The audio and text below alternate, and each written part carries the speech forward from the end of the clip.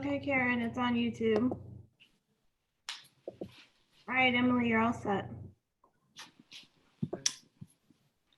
All right, good evening, everyone. Thank you so much for joining us. Tonight is Monday, June 1st, 2020, and we welcome you to the City Council meeting of Burlingame City Council. We're glad you could join us this evening via Zoom, as we have been here on Zoom during COVID-19.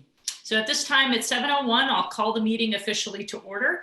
And we'd like to begin with the Pledge of Allegiance tonight. And I'm looking here, I'd like to invite, if our Public Works Director is Syed Murtuza, since we just had Public Works Appreciation Week. Would you mind leading us in the Pledge of Allegiance, Syed? Yes, I do. All right, thank you. Please stand. I pledge allegiance to the flag of the United States of America and to the republic for which it stands, one nation, under God, indivisible, with liberty and justice for all. Thank you, Director Murtuza, and thanks to you and your team for all you do for the city. Great work. Let's begin with roll call.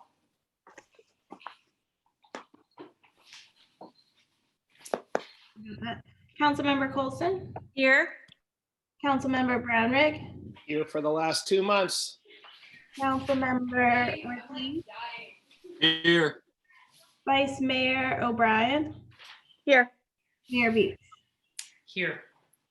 All right, thank you. We are all present. Item number 4, a report out from closed session. We did not have a closed session tonight, so we will move along from that item.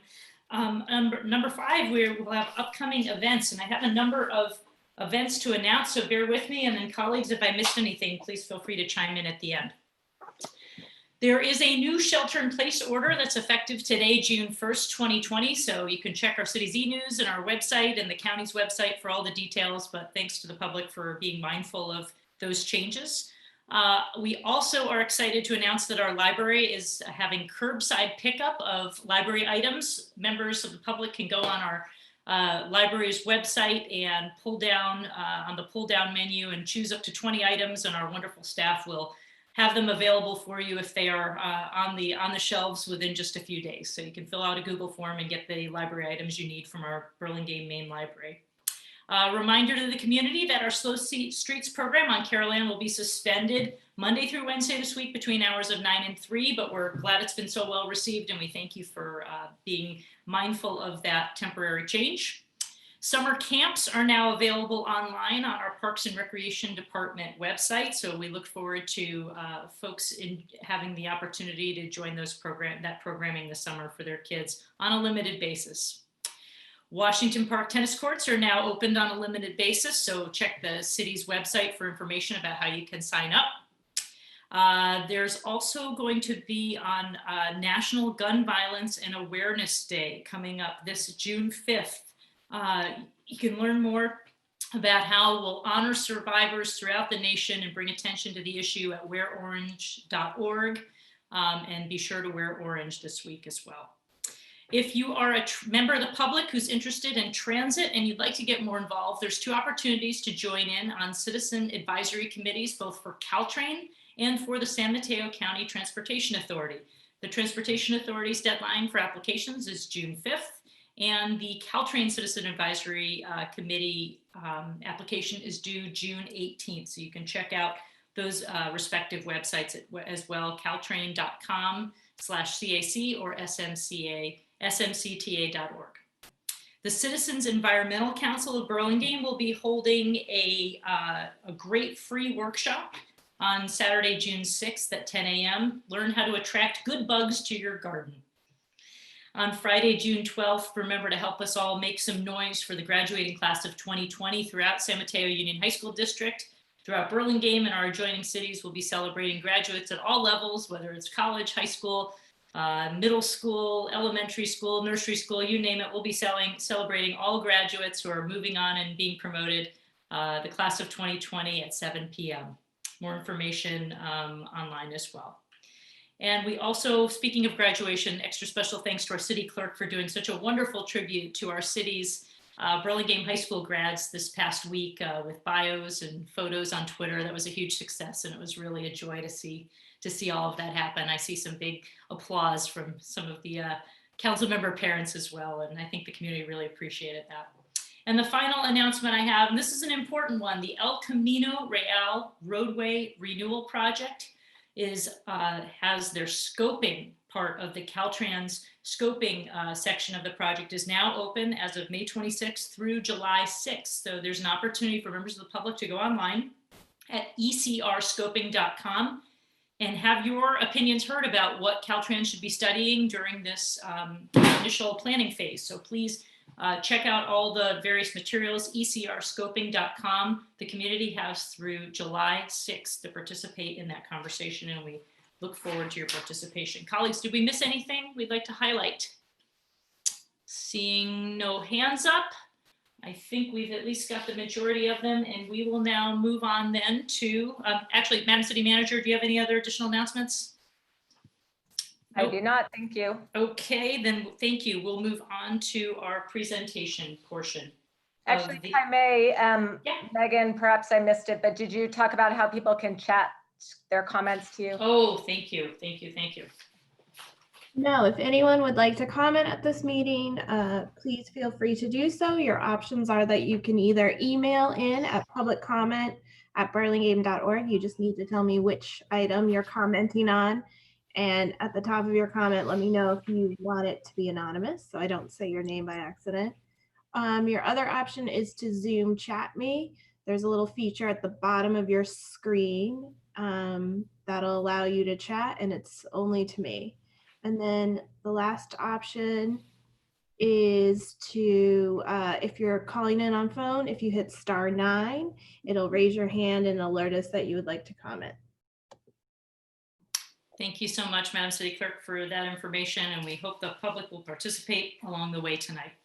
To begin really the content of our meeting, we've got a wonderful presentation, item number 6, and we will at this moment do a proclamation that recognizes June 2020 here in Burlingame as Pride Month. And, you know, I'll just say a moment before we begin. I'm really glad we're doing this. I appreciate that Ms. Garcia, who I see has joined us tonight, joined us on May 18th to invite the city of Burlingame to recognize Pride Month here in Burlingame. She's a member of the San Mateo County's LGBTQ Commission. And, you know, I really do think this is aligned certainly with a diversity and inclusion affirmation we made in July of 2017, where we really promoted those values, affirming our values to make sure that we're a welcoming community that values diversity and inclusion. I think this really demonstrates it.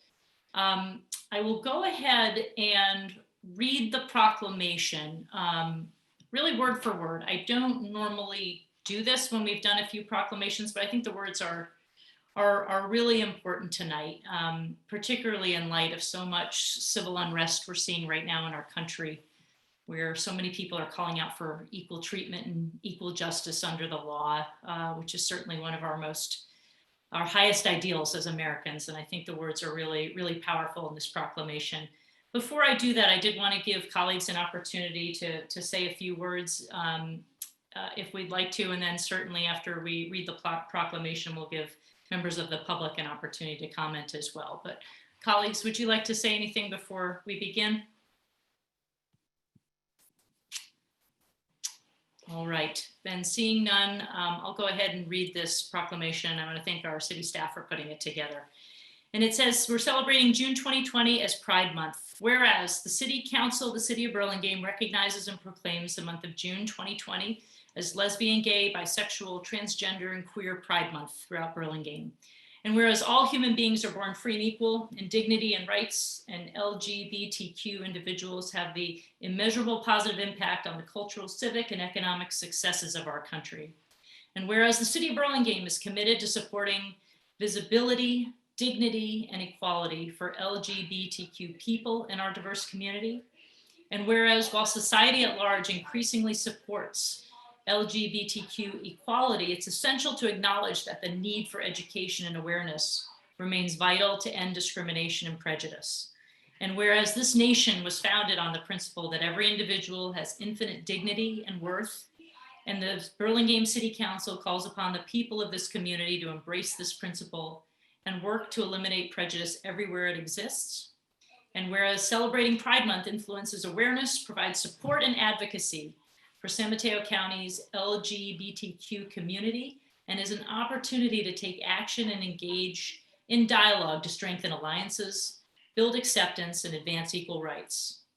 Whereas San Mateo County is celebrating its 8th annual Pride with a virtual Pride Week event from June 8th to June 13th. And whereas the city of Burlingame joins San Mateo County in observing Pride in order to honor the history of the LGBTQ liberation movement and support the rights of all citizens to experience equality and freedom from discrimination. Now, therefore, I, Emily Beach, Mayor of the City of Burlingame in the state of California, do proclaim June 2020 as Pride Month in support of the LGBTQ community and honor all residents whose influential and lasting contributions to our neighborhoods make Burlingame a vibrant community in which to live, work, and visit. So thank you to the County of San Mateo for leading the way on this, and so many cities are participating. I'd love to give colleagues an opportunity to comment if they would, and then we can open up to public comment.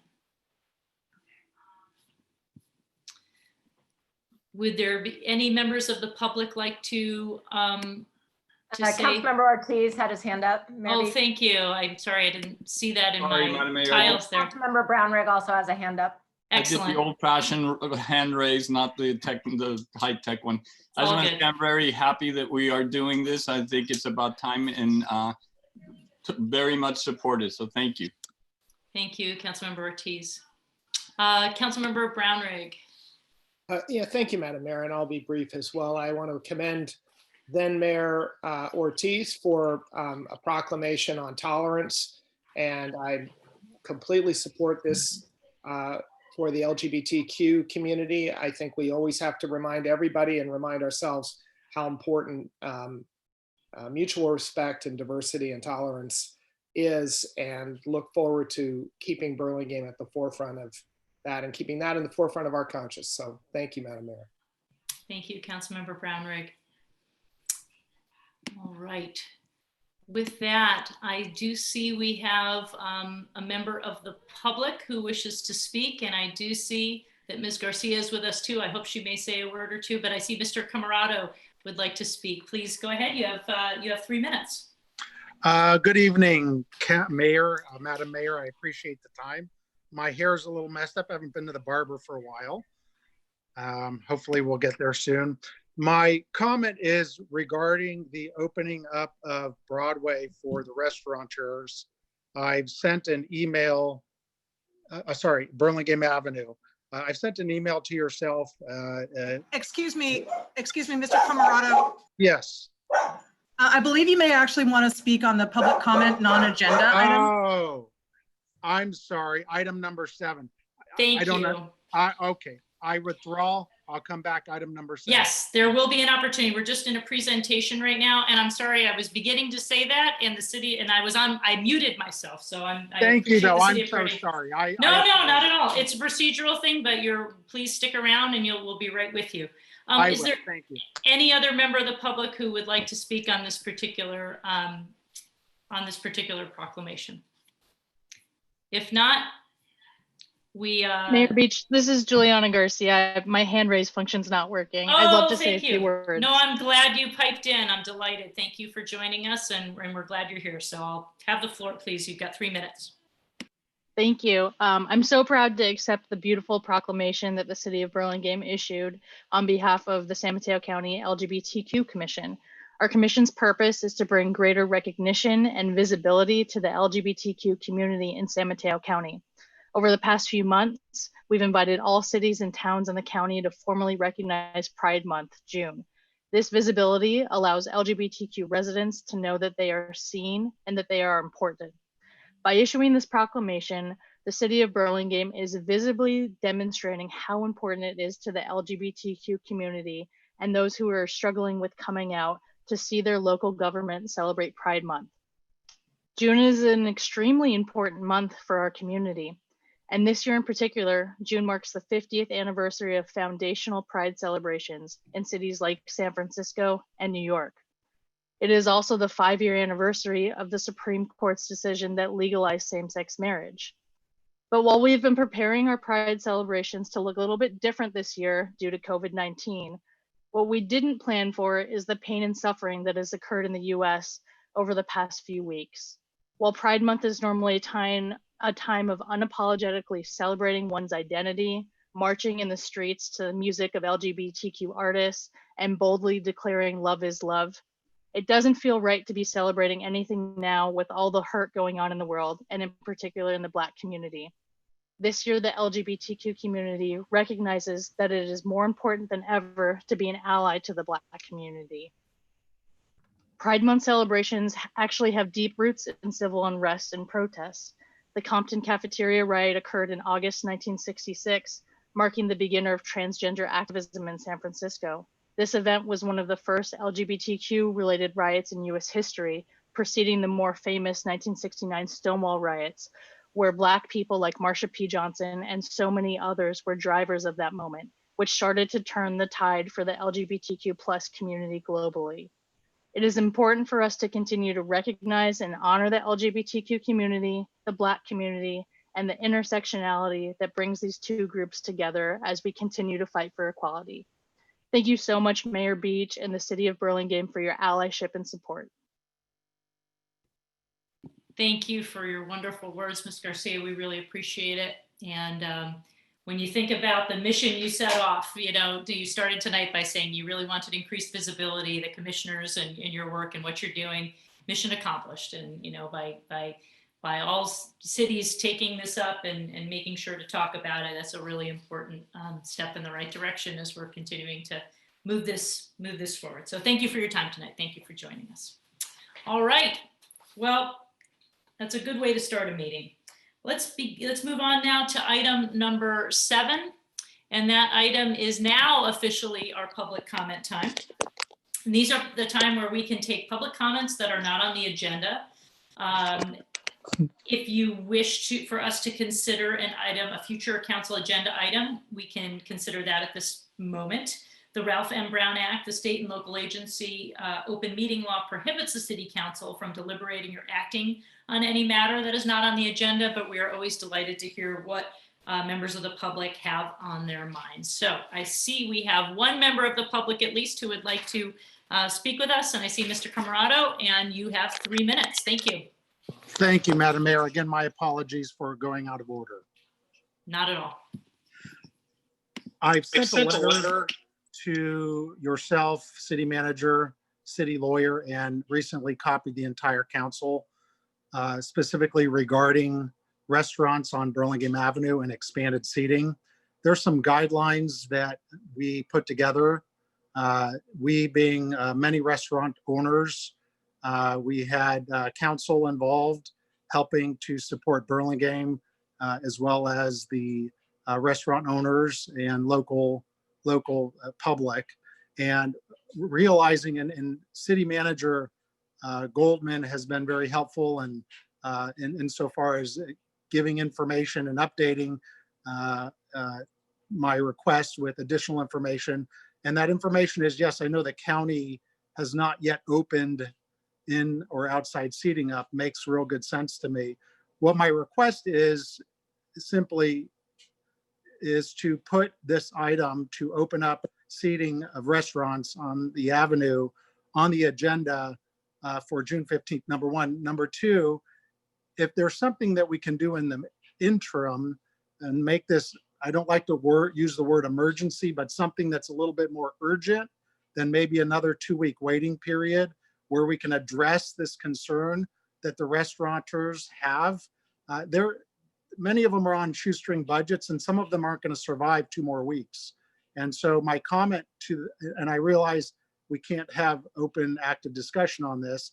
I would just hope that you, Madam Mayor, and the rest would consider doing a study session earlier or an emergency study session earlier than next council meeting on the 15th. Thank you for listening. I appreciate your support and help. Thank you, Mr. Camarado. We do appreciate your comments. I'm gonna, since we can't have a discussion, I would like to just turn it over to the city manager in case she'd like to share. I know many of us are engaged with many different citizens on this matter. Just share a little bit about the work that's happening. Thank you, Madam Mayor. Yes, we actually held an emergency special economic development subcommittee meeting last, I believe it was on Thursday morning. And the subcommittee came up with a proposal, and staff is now vetting that proposal and making sure that we do everything by the book. We have to check California state laws, vehicle codes, CEQA, et cetera. And we are bringing that to you on June 15th, which I let Mr. Camarado know in my email to him just before the meeting. Thank you. Thank you, Madam City Manager. We appreciate that and the work, the very hard work that our Economic Development Subcommittee and staff is doing on this over the past few weeks. So thank you. We actually have 2 more public comments, Mayor. All right, thank you. Kevin, is it Lemur? Lemire. It's okay. It gets butchered all the time. Thank you. Did you say Mr. Lemire? Lemire, you can call me Kevin. No problem. All right. Well, we appreciate it. You have 3 minutes to tell us what's on your mind. Thank you for joining us. Great. Thanks for having me. I had sent an email about a week and a half ago to Syed, Andrew, Michael, Mayor Beach, you were on that, some other folks on this call. Really, I just wanted to call and reinforce the need and expansion of the Slow Streets program. I have been a resident of Burlingame for 10 plus years. I am married, have a daughter who is 6 and goes to Lincoln, and my son goes to Lincoln. Due to shelter in place, we spend the majority of our time outside, both in our front yard and our backyard, and really riding bikes. And living on the 1300 block of Laguna is great for so many reasons and being part of this community. What we do get, though, is overflow traffic from California. We also notice that people use Laguna for non-residents use Laguna and often speed on Laguna, which is, of course, detrimental to my family and my neighborhood. So I'm just asking, and also the fact that Laguna is part of the designated bike program, right? We have a new bike lane there, which is fantastic. So by expanding the program to Laguna, you're actually helping the rest of the community inherently outside of the residents who actually live on the street. So I just wanted to plug increasing the program in general and specifically on the 1300 block of Laguna. Thanks for your time.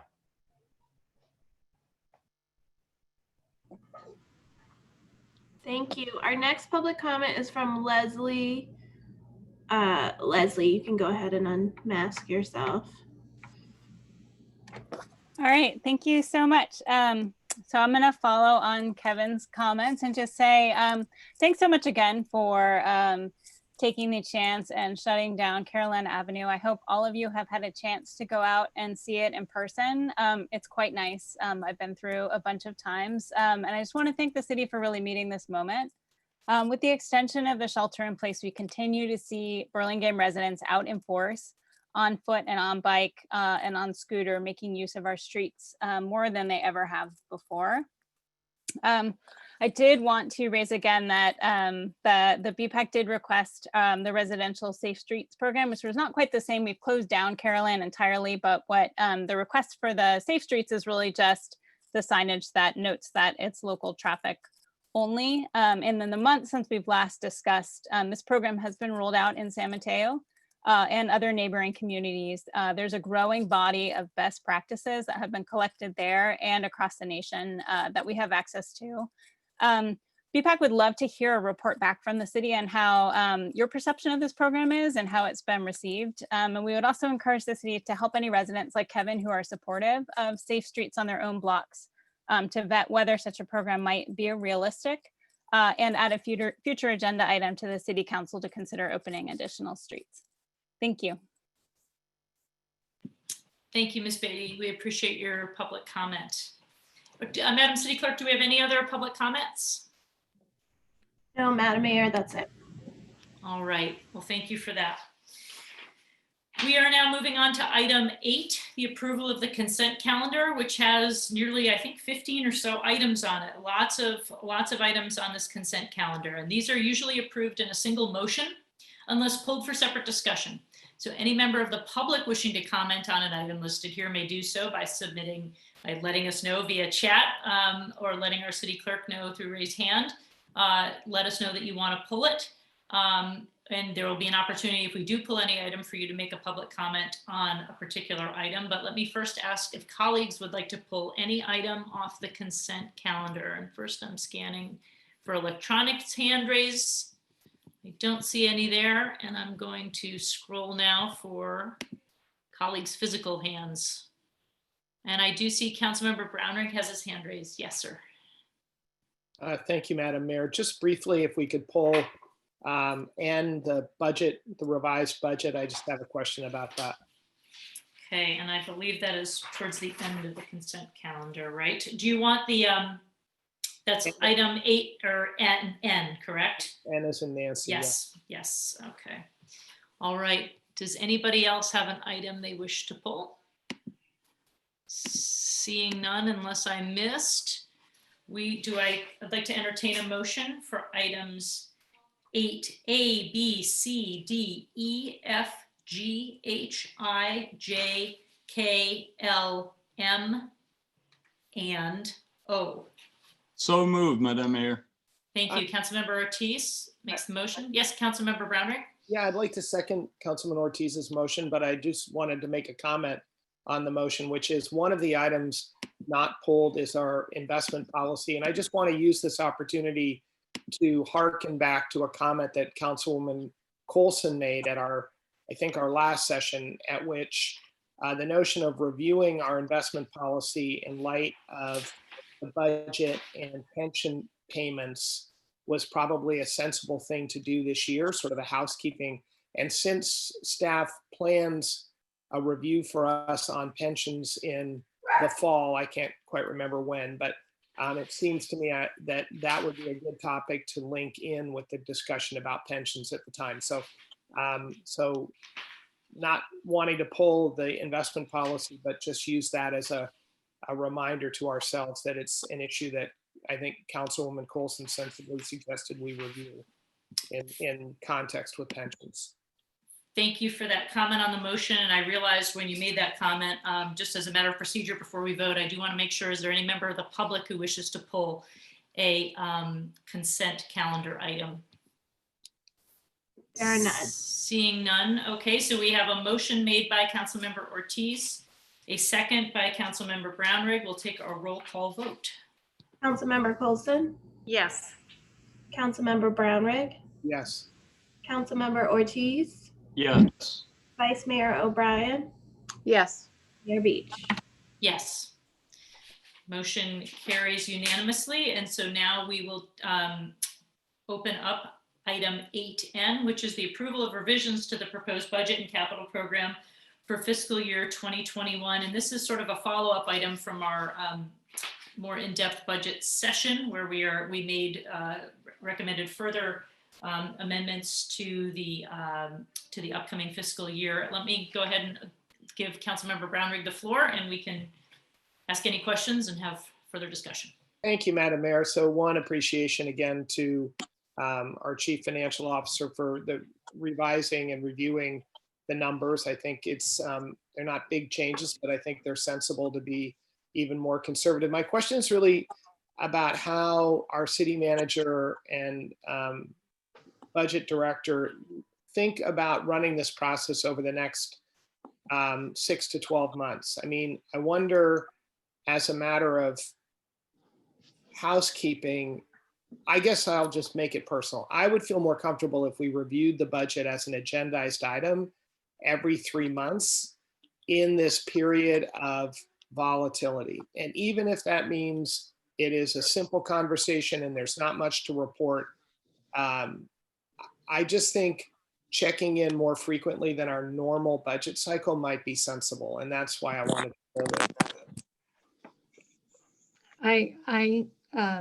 This is Carol Augustine, Finance Director. I totally agree with that. I tried to make it clear in the staff report that this is not a typical budget process, or else we wouldn't even be coming back to you so soon after the initial budget.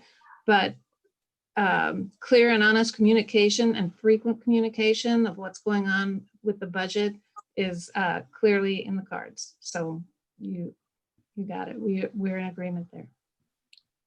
Thank you, Ms. Augustine, and I'll rely on the mayor and the city manager to figure out how to make that happen in a way that's sensible with all the other priorities of the city. But thank you very much. I appreciate that.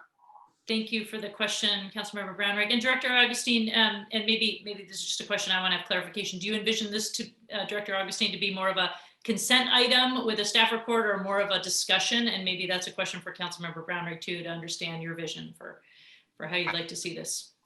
I would prefer to see it on the agenda. Again, even does not have to be a long conversation, but we all know when it's on an agenda, people, we all put a little more thought into it. The public puts a little more thought into it. So I would suggest that having it agendized would make sense as an discussion item. Okay. Colleagues, do we have any further questions before or comments before we open it up to public comment? Councilmember Coulson has her hand up. Thank you, Councilmember Coulson. Thank you. So I like that suggestion as well. And what I might say is that the first time to review it would make sense when we have the pension conversation. We'll have a better sense of what that liability is going to look like and what those numbers might look like. And then give Carol's staff maybe a month afterwards to digest all that, integrate it into the 5-year budget, and come back with a more robust. Even if that takes them 4 months, I think we should just wait, and that should be the first clip at it. And then I also really want to just thank them, the staff as well. I pulled the budget up, I screenshotted a bunch of things just so I'd have them at my fingertips. And a couple of things that really stood out to me were the increasing revenue, the property tax revenue, which she had a great explanation for, which is essentially all the new projects that are coming online, the Facebook or Oculus project, as well as the some of the housing projects that are getting reassessed as they come online. And I think it picked us up almost 3 million or something, and 7.1% increase. So just thank you for explaining all that and pointing all that out and highlighting that in the variance analysis. I think it was extremely helpful, because those property tax revenues are the piece of the budget that are going to be really, really stable. So understanding how those are increasing and why, and being able to project how that might change would, I think, be very helpful. That will be the most stable part of the budget. The rest of it's going to be a little bit hit or miss. Thank you, Councilmember Coulson. And I do concur. I thought the staff report and the prep materials and the visuals and the charts were really, really helpful and digestible and very clearly stated. I see Vice Mayor O'Brien has a question. No, I don't have a question. I actually just had a comment that I agree with Councilmember Brownrigg that I would like to see it as a regular agenda item. I think we're going to see a lot of fluctuation in the next few months. And so I just want to make sure both the council and the public really have the opportunity to look at upcoming changes and how we're going to deal with that. Thank you for your comments. Concur. All right, any other final questions or comments from colleagues? I am seeing Councilmember Coulson. I Go just ahead. have one more quick comment, which was I had a number of people who asked the question about the community center funding. And so I do think that as we move forward in this, a number of people, sort of the commentary was, wow, how can you be spending all this money on a new community center in the middle of COVID-19? They don't really understand. And I think Margaret was putting together something for social media to help people understand, again, remind everybody why that project is in place, it's moving forward. And I personally just can't think of a better timing for that to be coming online in 2022 when people are coming back into the real world of engagement and classes. I think having that bigger space, better ventilation, more outdoor space is really going to be critical to being able to put our programs together for our community in a way that is safe and makes sense. So thanks, Margaret, for working on that. And I think little mini updates along the way about that would be helpful as well. Thank you, Councilmember Colson. It's a great point, and I think we've all received some of those comments. I want to give staff an opportunity. Our city manager and Director Glomstead did a great job at putting together like a one sheet that will summarize that that it can be posted on the actual project site and publicized, and maybe city manager can just highlight a few things. It's from real plain language. Sure, thank you. So just late last week, we did finalize a one-page document. It has some pictures. It has some information about how the community center is funded. And we also have a new FAQ page on our website, which talks about how the bond money cannot be used for other purposes. So we are going to be publicizing all that. The one pager, I believe, was finalized right after our e-news went out last week. So we will get it in this upcoming e-news. And then I'm not sure, Margaret's on the call. I'm not sure if we got it done in time to make the rec brochure or not, but I know they are going to be publicizing that information. So Margaret, oh, there she is. I'm here. The rec brochure will have the one pager, but it will reference the link to the website that has all the FAQs. And there's quite a few, especially about the funding. Carol was very helpful in completing that. Some other information is in there, and as more questions come in, we will add to our FAQs. So it's going to be a living document. Yep. So thank you, Councilmember Colson, for the great comment. Thank you for staff for being so proactive to try to address those concerns that we can all, you know, anticipate maybe coming. And Councilmember Brownrigg, yes, go ahead. I just want to comment. I mean, I haven't had that kind of input from people, but it doesn't surprise me. I think what is lost is that the stewardship of the council over the last period of time has put us in an incredibly strong position to weather a really bad crisis. And because of that, we can keep projects going. We all know on this call, we put the brakes on a number of capital investments. But, you know, because of the strong balance sheet, I would bet one of the strongest balance sheets in the whole state for a city. We have the capacity to keep working and improving life for people here in Burlingame. So, you know, it's actually a good news story, I think, and a story we need to do a better job telling. Yep. Agreed. Councilmember Ortiz had his hand up earlier. I'm not sure if that was still. I was going to repeat what somebody else already said, so I put my hand down, but here we go. Thank you. It's funny that Councilmember Colson said what she said, because I had the same question over the weekend, exactly that. Well, how can we continue? So somebody must be having this conversation off on social media or something. And I agree. I think it would be very important to have that information handy to be able to answer that question, because it's a valid question, not knowing the nuances of what we know. I think it'd be great to be able to send that information out. Thank you. Thank you. All right, well, with that, without barring any other questions or comments on the budget item 8N, I'm going to open it up to public comment. Madam City Clerk, do we have anybody who wishes to speak? No, we have no public comment. All right. Motion to approve item 8N, Madam Mayor. Thank you for the motion. Do we have a second? Second. I have a motion from Councilmember Brownrigg, seconded by Councilmember Colson. We'll take our roll call vote. Councilmember Colson? Yes. Councilmember Brownrigg? Yes. Councilmember Ortiz? Yes. Vice Mayor O'Brien?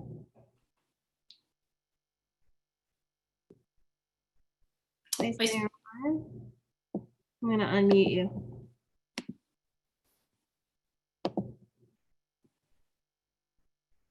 Vice Mayor, Yes. yeah, there we go. Great, okay. I think we we're gotcha. both pressing it at the same time. Mayor Beef? Yes. Okay, we're good. All right, motion passes unanimously. Thank you, colleagues, for that discussion. Moving on to item 9, our public hearings. We have a staff report and communication. Item 10A consideration adoption of a resolution providing an extension of existing development entitlements. And at this moment, I will turn this over to our Community Development Director, Kevin Gardner. Thank you, Mayor Beach and members of the council. This is a resolution extending existing planning and building entitlements or permits impacted by the shelter-in-place order. It's intended to mitigate the impacts of the public closure of City Hall and the limited operations of the Community Development Department, as well as challenges that might be experienced by projects as they try to move forward with construction. Planning Commission approvals are valid for 12 months, and during that time, a building permit must be issued. There's an option for an extension of up to 1 year as well. Building permits are valid for between 12 months and 36 months, depending on the valuation of the project. The proposed resolution would apply to planning and building development permits that have expired or will be expiring between March 17th, which is when City Hall closed for the shelter-in-place order, and September 30th. The resolution would extend these permits through December 31st. I think we all hope that things will get to something closer to normal by September, so that's how we picked the September date. So we would assume that permits that expire after September, the usual timelines would apply. However, if we do find that things are still challenging in the fall, these timelines can be revisited again. So that's a summary of the resolution, and I'm available for any questions. Thank you, Director Gardner. Colleagues, do we have any questions for staff on this item? And I see Councilmember Brownrigg has his hand up. Go ahead. Thank you, Madam Mayor. Director Gardner, I don't really, this is a perfectly sensible thing to do. I'm glad we're doing it. I was just a little confused why we didn't make it simpler. Why we don't just automatically add 3 months to anybody who has an outstanding permit at this point. I mean, if I read it right, we're trying to only capture those people who might be coming to a close in the next 3 or 4 months. And I'm not sure why we don't just make our lives a little easier and just apply it to everybody who's got an open permit. That could be an approach too. I think we just picked, it was more of a blanket extension, so everybody would go till the end of the year. And then that way we just know that everybody goes to the end of the year, period. But yeah, we looked at, all kinds of different either date ranges or approaches or such. And that certainly could be another approach. Well, I'll let others speak. I mean, if this seems simplest to you, then I'm all for simple. If it's something about equity, I wouldn't worry about equity. I would really just focus on the simplest possible program to administer to give everyone the extra time that they deserve in light of this pandemic. So anyway, thank you very much. Thank you for the question. Other questions for staff? Don't see any hands waving or hands up. I do have sort of a related question. I just want to make sure. So Director Gardner, doing these extensions in a way, it doesn't, it seems to me that there's no cost that it's incurring for the city. It seems like this actually is a streamlining process to avoid having an official extension process that would cost money and time. Is that an accurate statement? Does this simplify staff's world too? So ordinarily, if a permit is about to expire, then if it's a planning commission permit, then the applicant needs to apply for an extension, which is a process. There is a fee involved for staff time, but it is also, there is work involved in preparing that.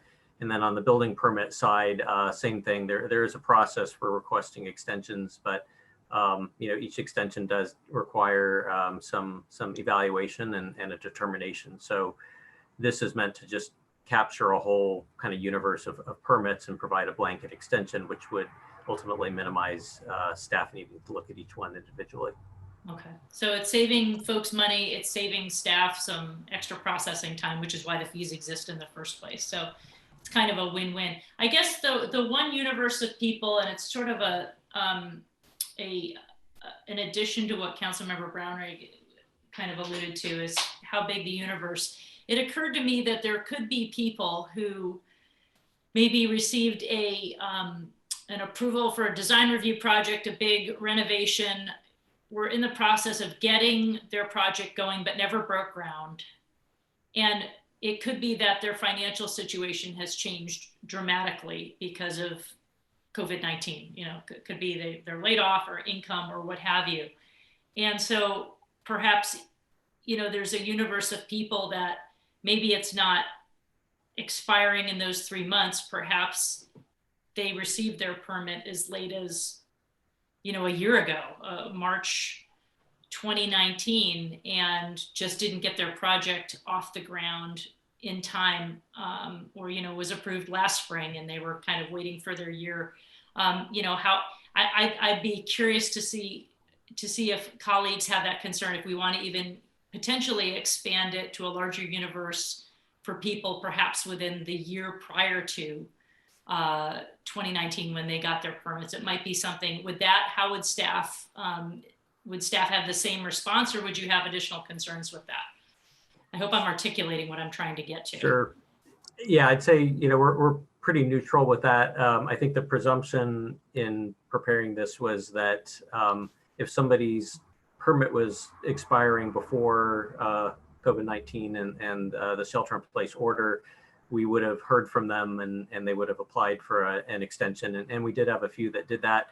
But you raise a point, there may be somebody who didn't realize that they were expiring and now maybe they've expired without really realizing. Maybe it was approved late last year. So there may be some out there who maybe have an expired planning commission entitlement and just hadn't, for whatever reason, hadn't moved forward to obtain a building permit. So I don't think there's any hurt. I'm not sure, you know, how many projects would actually be impacted by that. But again, it's, you know, we're trying to provide relief, and I don't see an issue with being more generous in expanding that net if that's the sentiment and the interest of the council. Okay. All right. Appreciate that insight. Councilmember Coulson has her hand up. Go ahead. Thank you. So I think both of you are sort of saying, Madam Mayor, you and Councilman Brownrigg are basically saying the same thing, which is sort of no matter where you are in the process, you're likely to be delayed for whatever reason, financial or timing. And that I think if you tie them together, what you guys are both saying is just extend everybody however many months, 3 months or 6 months or whatever it is, just extend everyone whether they ask for it or not. And then most people don't even realize when they come up against the backside of their permit, they don't even know till they get the letter in the mail. So if you just extended everybody and sent a letter out to everyone just saying, we've extended everything, your date was this, it's now that, that might be a way to solve both your concerns, Mayor Beach and Councilman Brownrigg. And I would support that. That would be fine by me. Well, let's appreciate the suggestion. I see the Vice Mayor has her hand up. Go ahead. I think it just makes it simpler, just opening it up to everybody and giving them the extension. Just like Councilmember Coulson said, a lot of times people don't realize it is up until they get notified in the mail. And with COVID-19, I think people may not be paying attention as closely. So I would just give the benefit of the doubt and just open it up to everyone and give them the few extra months. Thank you for that comment. Councilmember Ortiz. Thank you, Madam Mayor. I think I agree with everybody. Just keep it simple. Just give them all the extension. I think that's the easiest way. And if our director believes that's a workable solution, I'm in favor of that. Okay. Well, let's go ahead and see if any members of the public would like to chime in, and then we can entertain a motion. So let's see, Madam City Clerk, do we have any members of the public? I have no comments from the public. Okay. Then we will, oh, I'm not on mute. Okay, then we'll close public comment. Staff, do we have any other members of staff that would like to comment on this? Nope. Seeing none.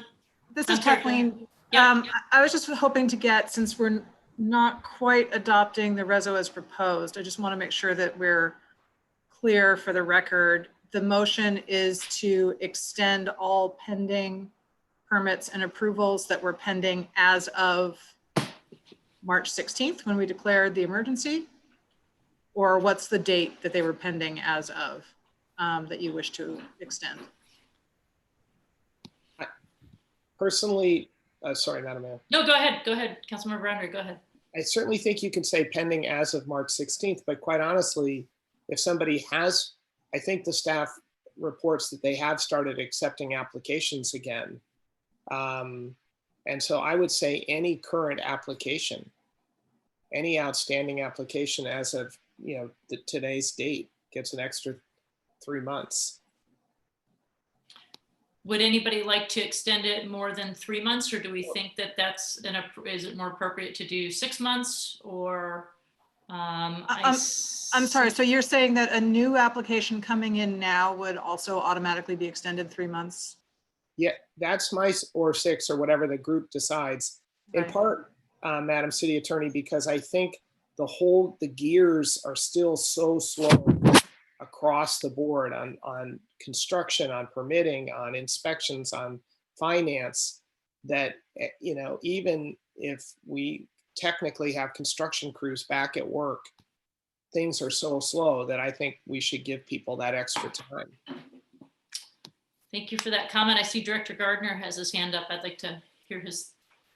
Yeah, I just wanted to remind, that, so there are kind of two types of permits. There's the ones that are going through the application process, but I think what we're trying to do, at least with the first group, is permits that were already approved but are close to expiring. Those are the ones where we're hearing from applicants saying, oh my gosh, I just realized I'm expiring in 2 weeks and I'd like an extension. And so there's kind of two different, some of these are permits that have not been approved yet, which I think is what I'm hearing described. But the initial objective of this resolution was to address previously approved projects that were, the clock was ticking, and the applicants have come forward saying they do not feel confident they will be able to enact their permit within the timeline of the original approval. And that's why we wanted to add the extra time. The only other thing I would also add is the difference, and again, it may depend on whether these are previously approved projects or currently reviewed projects. The more fixed deadline in the future has more related to COVID-19 and sort of just giving a blanket deadline, assuming that things will be disrupted through the end of the year in some shape or form. If it's a moving deadline where it's either a 3-month or a 6-month extension, everybody's staggered. So, should we find that we're still disruptive up through December, we're going to lose some of those first permits that they're not going to make it through to December. And a lot of this is kind of a crystal ball. We're just trying to figure out how much time people need. But I just wanted to, I'm kind of hearing two different types of project concerns and wanted to make sure we captured that first one.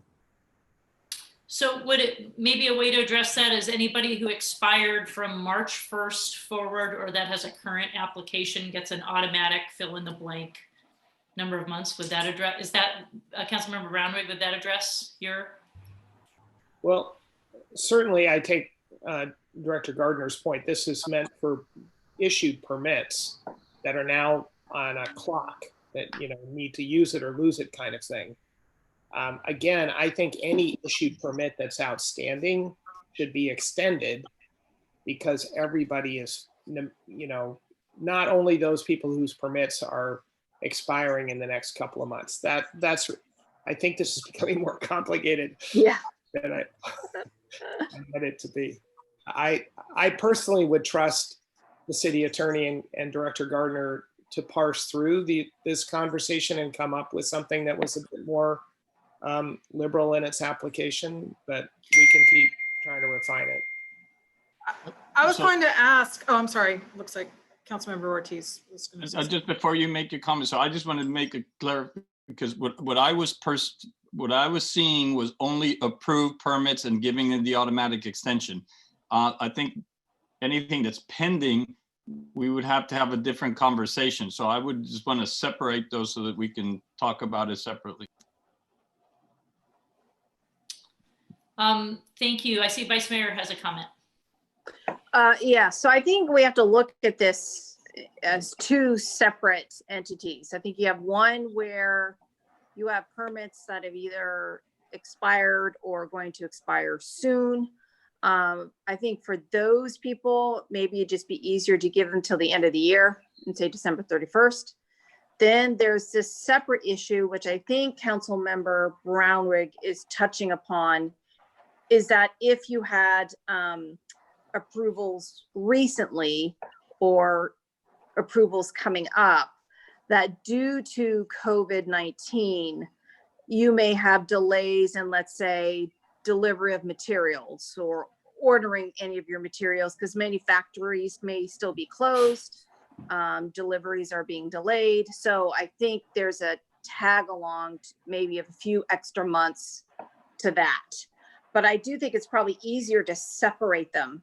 I think it gets a little convoluted when we're combining the two. So I don't know what my colleagues think of that. Okay, thank you for that comment. I see the city attorney, Madam City Attorney, you have your hand up again. Do you have a suggestion before Councilmember Coulson speaks? Yeah, just because of the nuances involved in this conversation, what I might suggest, and then, obviously, whatever determination the council comes to is fine, but what I might suggest is that the council take a motion tonight just to address the permits that expired since March 1st and through the next meeting so that those are extended. And then we can come back with a fuller reso for you all to vote on the 15th.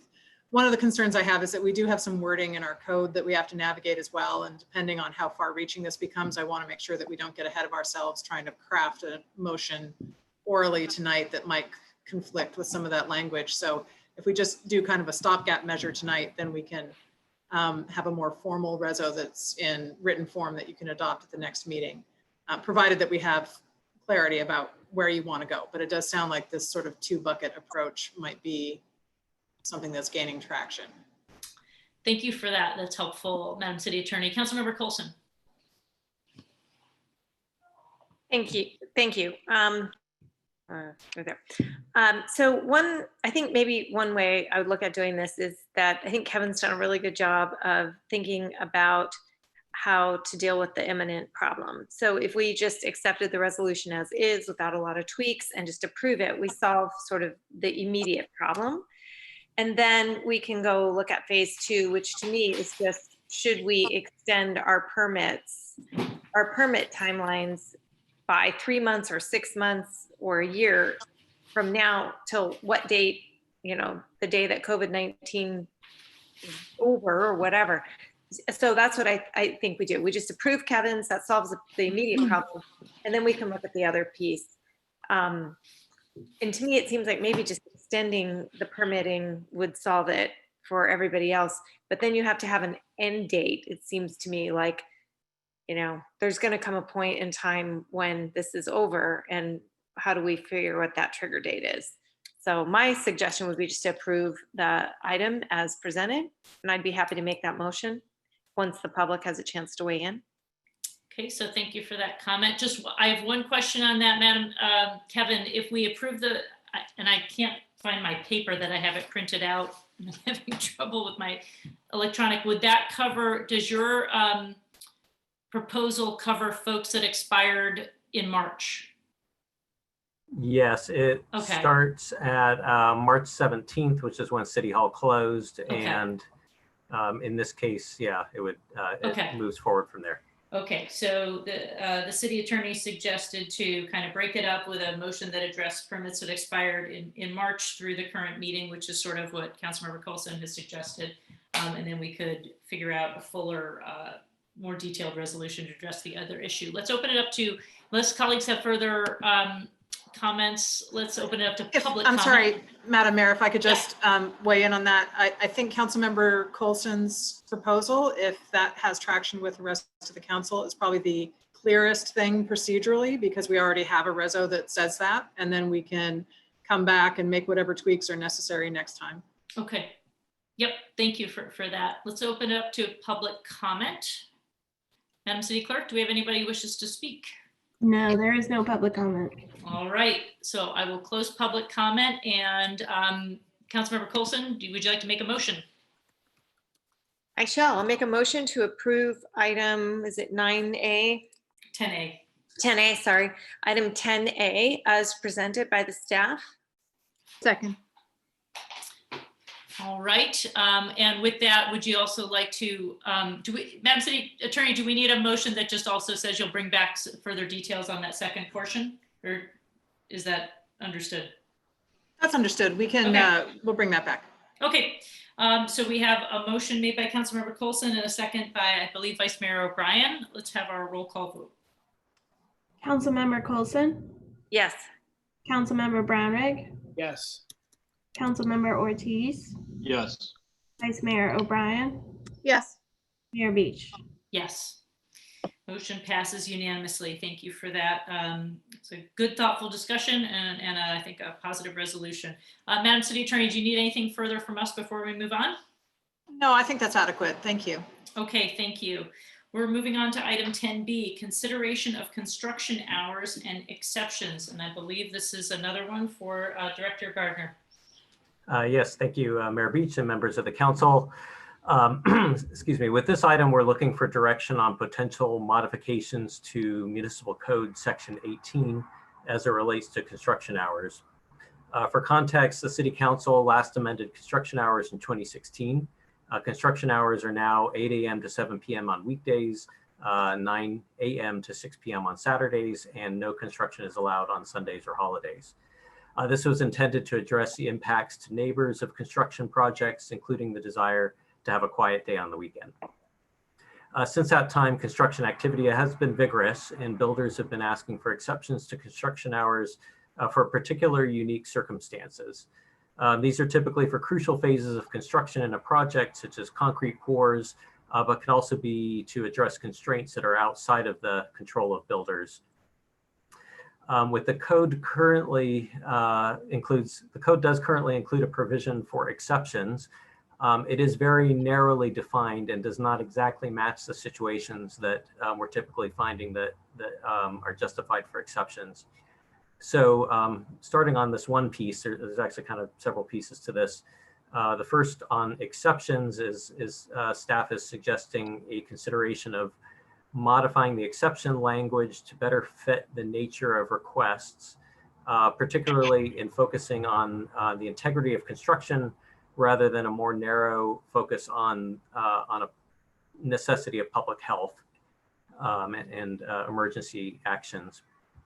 And also eliminating the restriction on exceptions allowed only for large projects and allow exceptions for a wider range of projects, but also have a more formalized process that would still be focused on the very unique and specific circumstances that were justifying whatever exception is being requested.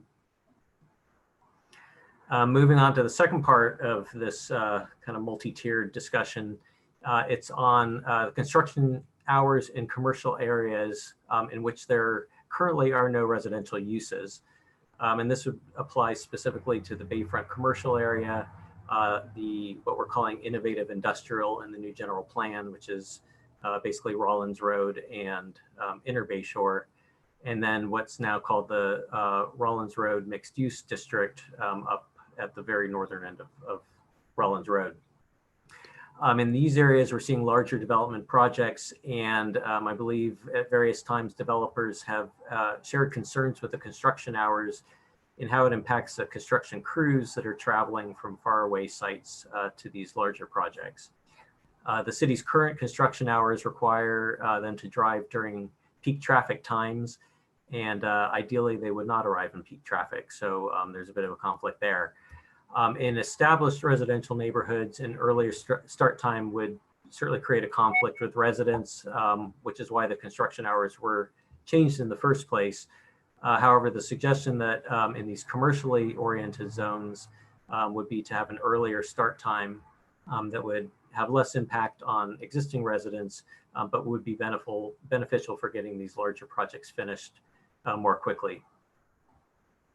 And lastly, there has been consideration of allowing work to take place outside of construction hours within fully enclosed buildings, provided the work would not exceed the exterior ambient noise level as measured to the 10 feet from the property line. And a number of jurisdictions have provisions for this. And as a reference, we provided an example from City of San Mateo. So this is an assortment of topics. They're all related in terms of construction hours and exceptions and such. Staff understands that there is certainly a need to be responsive to residents. So it's a balancing act. I mean, we're asking the council for direction on these items. If there's interest in pursuing any of these items, we can return with more specific recommendations based on the direction from council tonight. And with that, I'm available for questions. And also I'll note that Chief Building Official Rick Caro is in attendance as well and can help answer questions as well. Thank you, Director Gardner. We appreciate it. And you know, this is a good example of staff kind of having a heads up play here and giving us an opportunity to weigh in on some practical matters after experience living with some legislation over the last couple of years so that we could learn what's been happening on the ground and things we should consider moving forward. So with that, colleagues, do we have questions? I'd like to make sure we get all our questions out, then we'll open it up to public comment. I think we have a number, at least a few that might keep members of the public that might wish to speak on this, and then we can deliberate.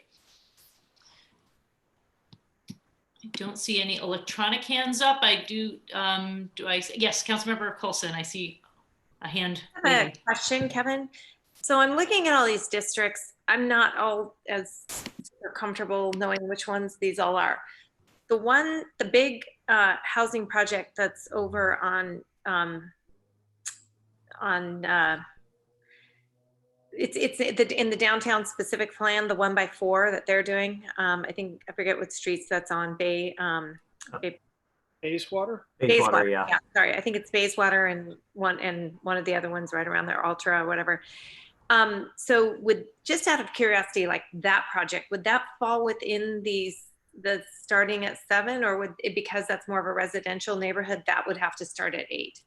That's right. So for projects like that, where there are surrounding residential uses, there may be certain circumstances where they do need to have an earlier start time, and that would need to be evaluated very specific to that site. And then the building official could also make conditions that should an exception be allowed for certain things, such as a concrete pour or delivery of critical building materials or something like that. It's not a blanket extension, and it's only for particular things. And then again, it would take into account impacts on surrounding neighbors so that disruption was minimized. And then can I ask just 2 other specific projects? Our affordable housing project, that's a 7 or 8 o'clock start? That is an 8 o'clock start as well. Okay, and they've been fine with it?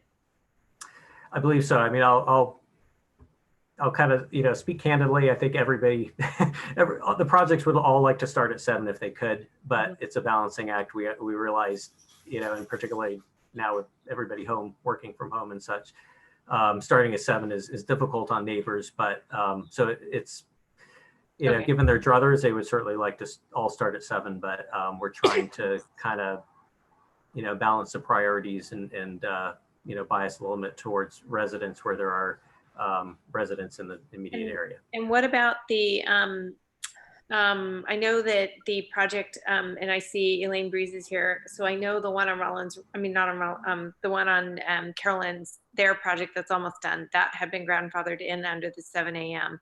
And then what about the one that's going to be at the former Tutoria Frattura or whatever that is?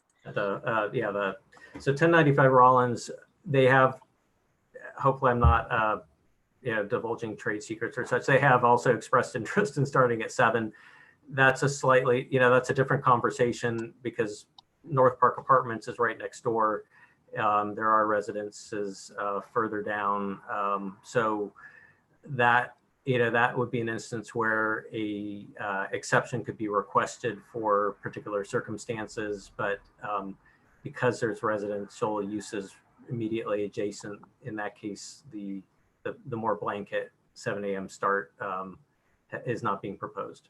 Okay, So the only other thing that I think will be interesting on some of those projects is if you have contractors driving in at 7:45 in the morning and people trying to get out at 7:45 in the morning to go to work down the road, I'll just be interested to see if we get any complaints about that combination. Like now you've got, so like down there, you've got people coming in, you know, kids are coming in to go to Burlingame High, they're traveling down the road right at the time all the big trucks are pulling in and everything. So you have kind of, whereas if they were in at 7 and done and settled and gone, and then you'd have traffic on the other side.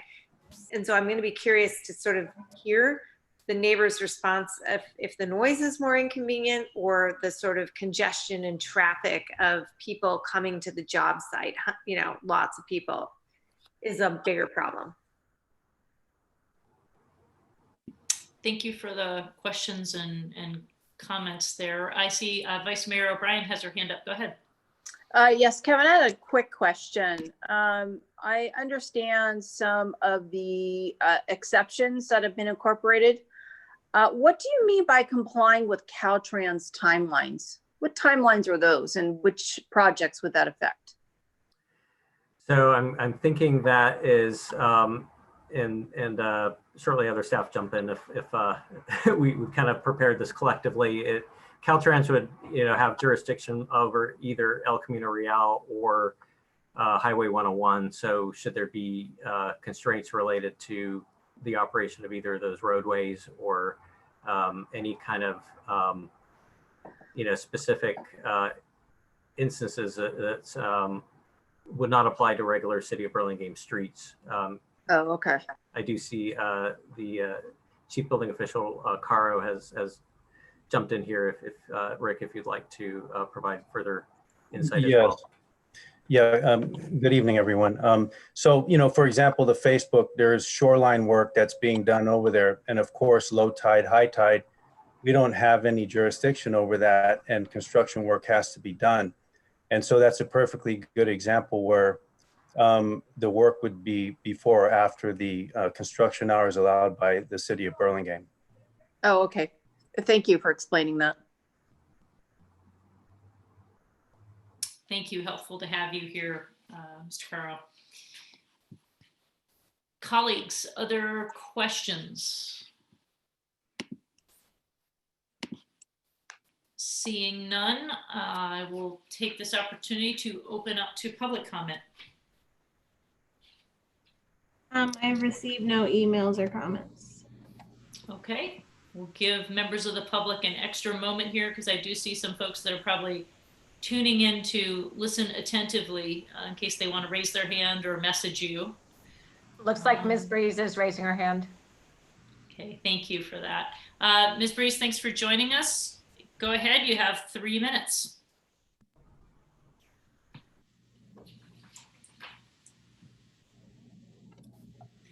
Think you can unmute yourself unless the... She's unmuted. You just muted yourself again. There you go. Nope.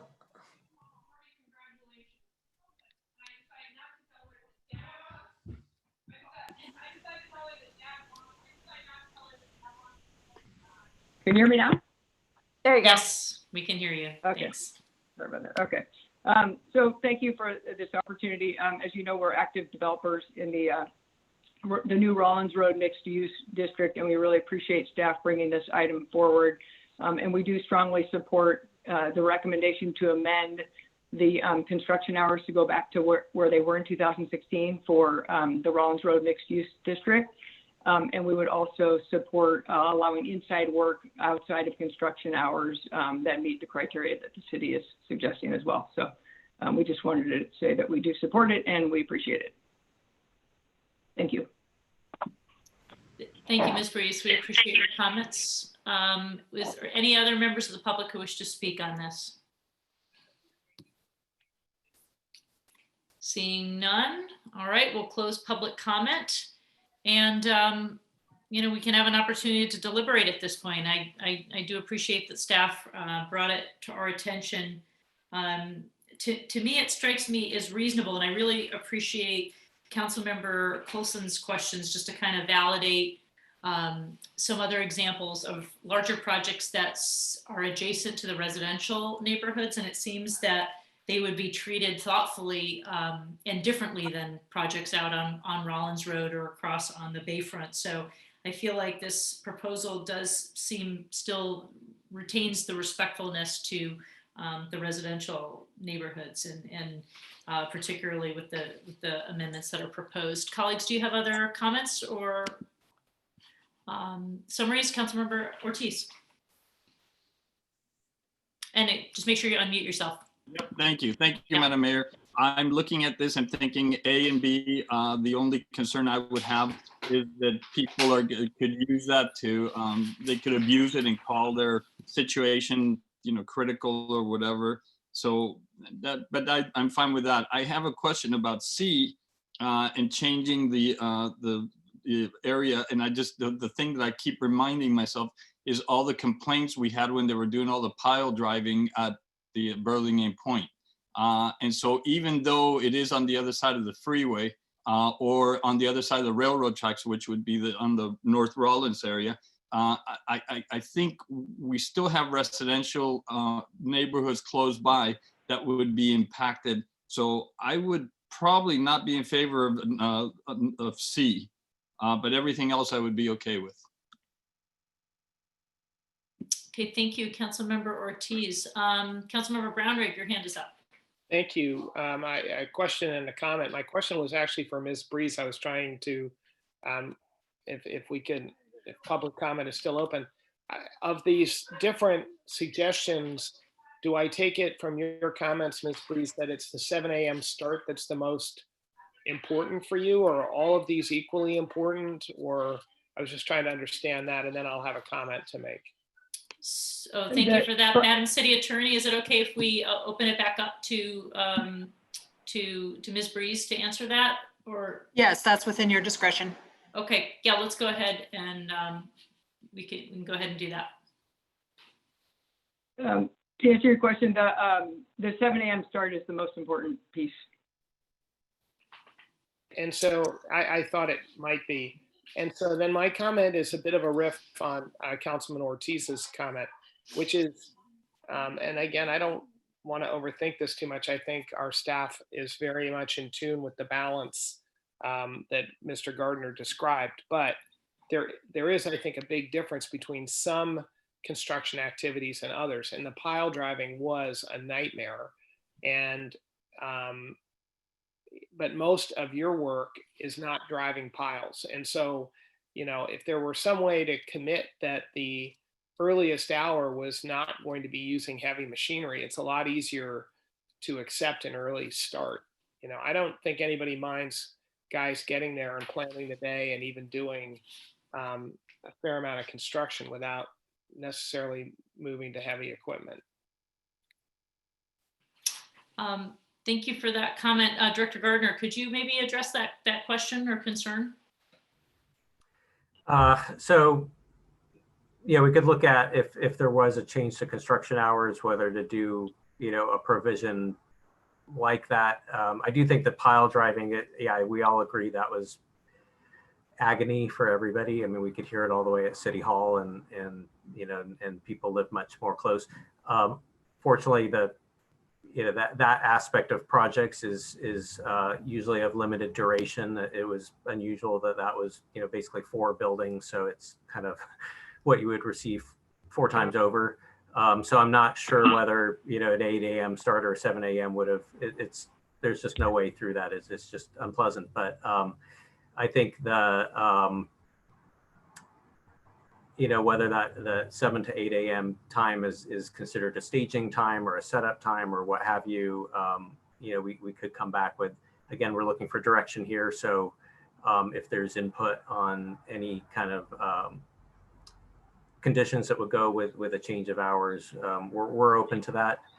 But I think, what we've heard overall is the main thing is just accommodating the arrival time of crews and their commutes from areas from outside of the area. So, Madam Mayor, if I can just finish up. So I'm comfortable actually with all of these suggestions. what we amend, we can amend again. So I'm comfortable if staff believes these are sensible amendments to let it go. I would point out to Ms. Breeze that right now you have the luxury of not having residential dwellings on Rollins Road. Of course, you're going to change that over the next couple of years. So maybe your most, your newest tenants may not appreciate this as much in a few years, but we can cross that bridge when we come to it. Thank you. Thank you, Councilmember Brownrigg. Councilmember Ortiz, did you have your hand up or? Yeah, I would agree with most of what Councilmember Brownrigg just said, but I like something that the director just said too about making that first hour a staging hour, so we're sure that no heavy equipment is operated in the first hour. I think that would accommodate the arrival of crews, the arrival of equipment, but stop the heavy, the noisier activities until the 8 o'clock hour. I think that would address both things. I think that might be a good solution. Appreciate the comment. I do think there's a difference between staging and heavy equipment, because staging would maybe indicate that you can't use any tools and do construction. And I think that's different than using heavy equipment. Director Gardner, do you know the terminology better, but well, and I think what we'll want to do is just look into this. I'll, consult with the building official, and, we probably do want to talk to some of the applicants as well, just to get a sense, what is a kind of common sense way of approaching this. I sort of threw out the idea just as a concept, but, in terms of what is practical on a construction site and, how do we define staging versus, all of that, we could come back with something more specific that we've really kind of thought out all the pieces. Yeah, I think there is it seems to me there's some consensus to be reasonable. And if you can kind of take this into consideration and work through it, that would be, I think, appreciated by all. Colleagues, do we have, but I think there's an openness to what staff's recommending here. So I think you're getting that. Councilmember Coulson, do you have a quick question? Yeah, go ahead. So I was contacted specifically about the project on the one down on Rollins Road, and so it sounds like they're still going to be in the 8 a.m. slot, and mainly that's because of the residents right next door at North Park. They told me, or alluded, that they had maybe gotten North Park to sign off on an earlier 7 a.m. start. I think possibly because there's some sort of a partnership that they've got arranged or something going on there. So is it just because of North Park, or is it because of the other residents along the way too? Is North Park the biggest issue? So in that instance, North Park would be the biggest issue. And I think that, that could be taken in consideration by the building official at looking at an exception. So there may be more leeway on that project than there would be the one on Bayswater or our own project. And it's not to discount the experience of people at North Park, but it's a different situation. And I think that's what we're looking for with the exception side of this discussion is a little more flexibility, but also, more accountability at the same time. So right now, the way exceptions are defined, they're pretty narrow. They're for a fixed time frame, and I think we can have some carrots and sticks in a more sophisticated approach that would allow a project like 1095 Rollins to have a wider range of construction hours, but still be sensitive to the experience of those North Park residents. Okay, thank you. So that's all I wanted to clarify. Is there's a road map for people to try to at least contact you and try to work out a situation. Thank you. And thank you for that. We're not in the business of getting into super specifics, but there's a lot of other residents along that Rollins Road too that maybe don't live in apartment buildings, but I hope staff would consider that as well. The smaller apartment buildings or the single family along that route. But again, looking for reasonable sort of solutions to, there seems to be traction among our city council for considering some change based on reasonable solutions. So do we have further comments from colleagues before we wrap this up? And are we looking for tonight, let me look at the staff report. We're just, you're looking for direction tonight, Director Gardner, or are you looking for? That's right. Official proposal here. So the staff report, lays out, you can look at them as recommendations or directions. So what I'm hearing is the council is generally supportive of the approach to the various items in the staff report. There's some interest in, maybe looking at some nuances with the construction hours, which we can put a little more thought into. But the idea is we wanted to have a discussion first before we started drafting ordinances and things that, once it's introduced, it's a little different process. So we want a little bit of confidence that we're at least on the right track. Okay, all right. So do you have what you need at this point? Okay, Madam City Attorney, do you feel comfortable you have what you need? Yes. Okay. Thank you. All right. Well, thank you so much, colleagues, for the thoughtful discussion. It was a good one, and we appreciate staff bringing this to our attention. Moving on to item 10C. Director Gardner, you're no longer in the hot seat. We get Director Mertuzzo to take us through this next one. This is City Council direction regarding purchasing Rule 20A work credits at a discounted rate for the undergrounding of overhead power lines on El Camino Real. And there's a lot of context and backstory and interesting things happening even at the state level related to this. And we'll turn this over to Director Mertuzzo for further explanation. Or is this actually, yes, Director Mertuzzo, you're taking the lead on this one, right? Yes, I am. Thank you. Good evening, Mayor and Madam Mayor and Council. Essentially, staff is requesting your direction regarding purchasing Rule 20A work credits at a discounted rate for using that undergrounding of the overhead power lines along El Camino Real. And the first question comes as to what is Rule 20A credits? Many people really don't understand that.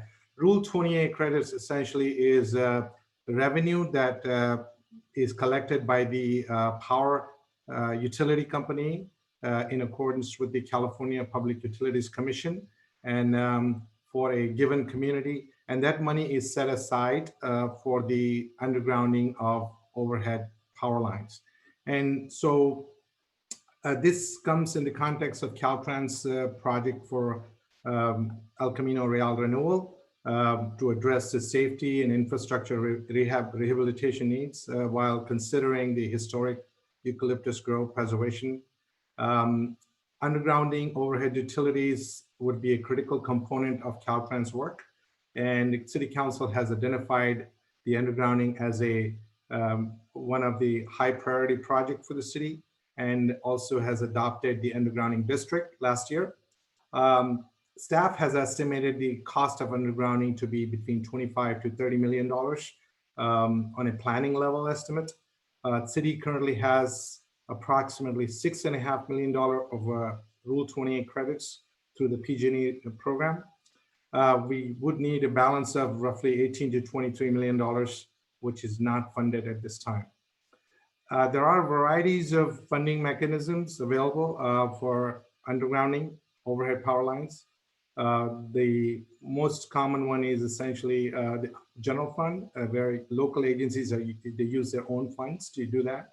And the second option is assessment district, which the area, the residents or the community around the property owners adjacent to the roadway where the undergrounding is done financially participate in the process. And the third one is for an agency to purchase Rule 28 credits from another agency which has surplus credits, and which is one of the most attractive option because that funding comes at a much discounted rate, probably about 50 cents to $1 on a price. And this helps both communities, both the purchasing community as well as the selling community, because if selling community does not have any project to do, then they would not lose the the credits. Instead, they sell that at half the price, and then agency that has a project can benefit from it. And California Public Utilities Commission is currently in the process making changes to Rule 28 program. And that program essentially is not approved yet, but they have floated some ideas, some propositions. One of those propositions is to phase out the Rule 28 credits and reallocate the credits on a different formula basis and make it more consistent to the needs of undergrounding. For example, currently there are agencies who don't have undergrounding projects, but they're sitting on a large deposit of credits, which they don't need. And there are agencies who actually need undergrounding, but they don't have enough credits. So this program would help in that regard. And secondly, there are demands in there is more demand on the utility companies relative to fires, and they are looking at addressing that through the allocation of the credits. And staff has submitted comments to the CPUC to preserve the credits the city of Burlingame currently has, and also preserve city's ability to purchase credits from other agencies in the future. There is no date or deadline or timeline available at this time as to when the CPUC will make a decision. The idea is to the idea of this the information to City Council is to purchase credits prior to CPUC making a decision, so that City of Burlingame would have those credits and be able to implement for El Camino Real undergrounding. Staff has contacted 24 agencies throughout the state, and have as of today, I learned that there is another agency that is willing to sell their credits. So we have a total of 7 agencies that are willing to sell the credits to the total amount of $14 million that could be purchased at a half the price of $7 million.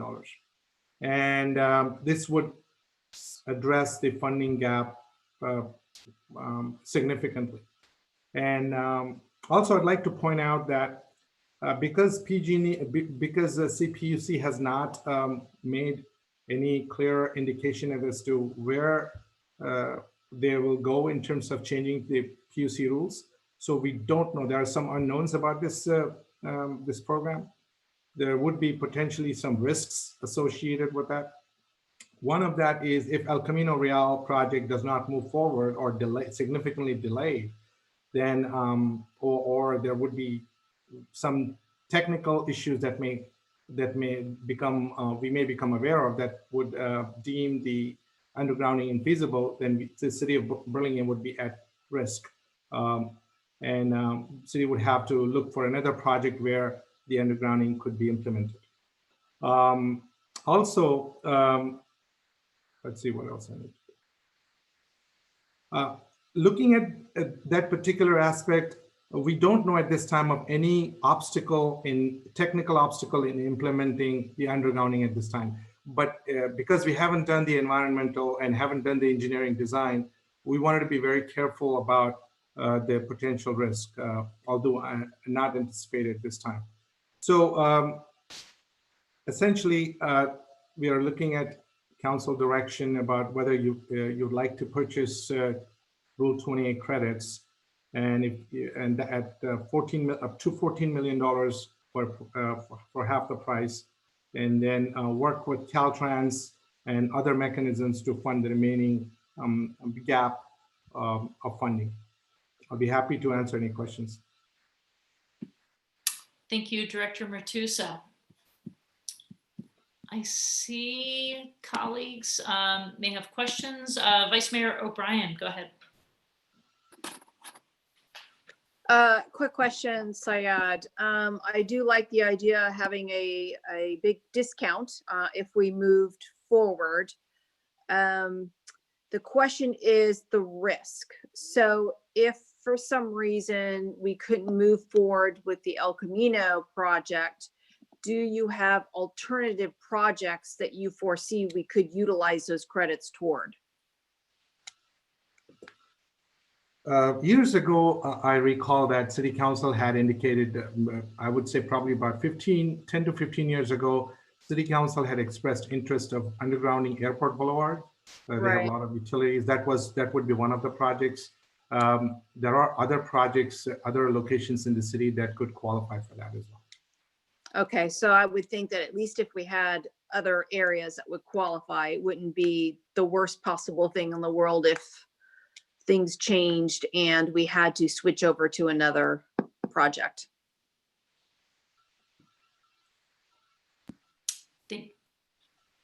Director Bertuzzo, did you have any other further comment on that?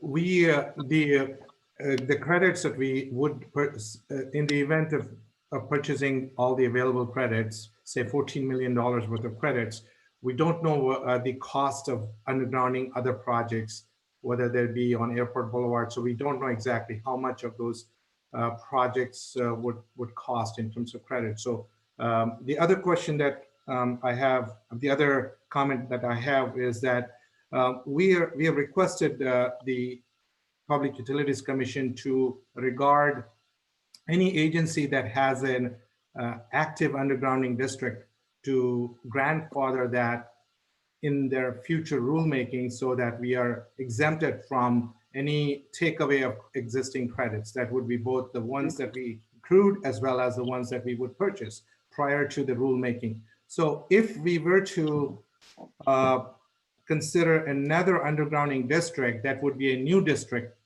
outside the El Camino Real. So we don't know whether they would agree to that or there would be a question. But it doesn't appear that if you paid for an undergrounding district credits, it would be a difficult argument for CPUC to take away that credit. So logically, it's not, it doesn't look feasible, but again, we don't know the full answer as we have not heard from PUC yet. And do you have any inkling of when this decision would be made? I mean, are we looking at near future or could this be something that might be delayed till next year? They started to seek public comments as of April. They extended the comments to April a couple of months ago, but I don't have a timeline. We have requested a timeline. We haven't heard back. It is conceivably, we think they may extend it to later part of this year, or it could continue on depending on what kind of comments they're receiving from various agencies statewide. Okay, thank you. Thank you for the question, Vice Mayor, and those comments. Just a little anecdote. This is an issue. The Rule 28 credits are a hot topic in at the League of California Cities right now, particularly in the Environmental Quality Policy Committee. Some of us serve on different legislative committees for the League of California Cities, and we've discussed this a few times. But it's just a clarification question for Director Matuza. My understanding, and I've just glanced at the League is advocating strongly for not sunsetting this program because it relates to local control. These are credits that each city has earned and then should have the discretion to do with what they want. But as I recall, one of the questions that was specifically addressed that the CPUC put out there for public comment is the question whether or not they should sunset over the course of 10 years. So does that indicate to you, that, Director Matuza, that even if they are considering sunsetting a program, that there's at least a likelihood that they're considering a long-range sunset, which would probably give us time to use this? Or am I drawing too many conclusions, do you think? I mean, there's always unknowns, but. No, Madam Mayor, I think you're absolutely right. One of the, after reading the proposed rules, we've come to the same understanding that there's an effort made by the CPUC staff to extend the program, I mean, to phase out the program in a long term to allow existing projects to be, existing active projects to be done in so 10 years is what they're considering to completely phase out the program as it currently is written. But there are a lot of questions about which part of the program will be phased out. For example, one of the concern we have had was elimination of trading of these credits. They wanted to do that sooner than later. So, and we haven't heard back as to exactly when that component of the program would be phased out. So, but in general, Rule 20A would, they are looking at phasing it out in 10 years. But other aspects of the program, such as trading, would likely be gone sooner than 10 years. Thank you. So I guess from the trading, it would behoove us to do it sooner, but even though decisions might be made in the next few months, there's probably a lower risk of when they phase out what the new program might look like, and that might take a while to figure out. And it might be a longer range thing. Councilmember Brownrigg, you have your hand up. Thank you. Thank you, Madam Chair.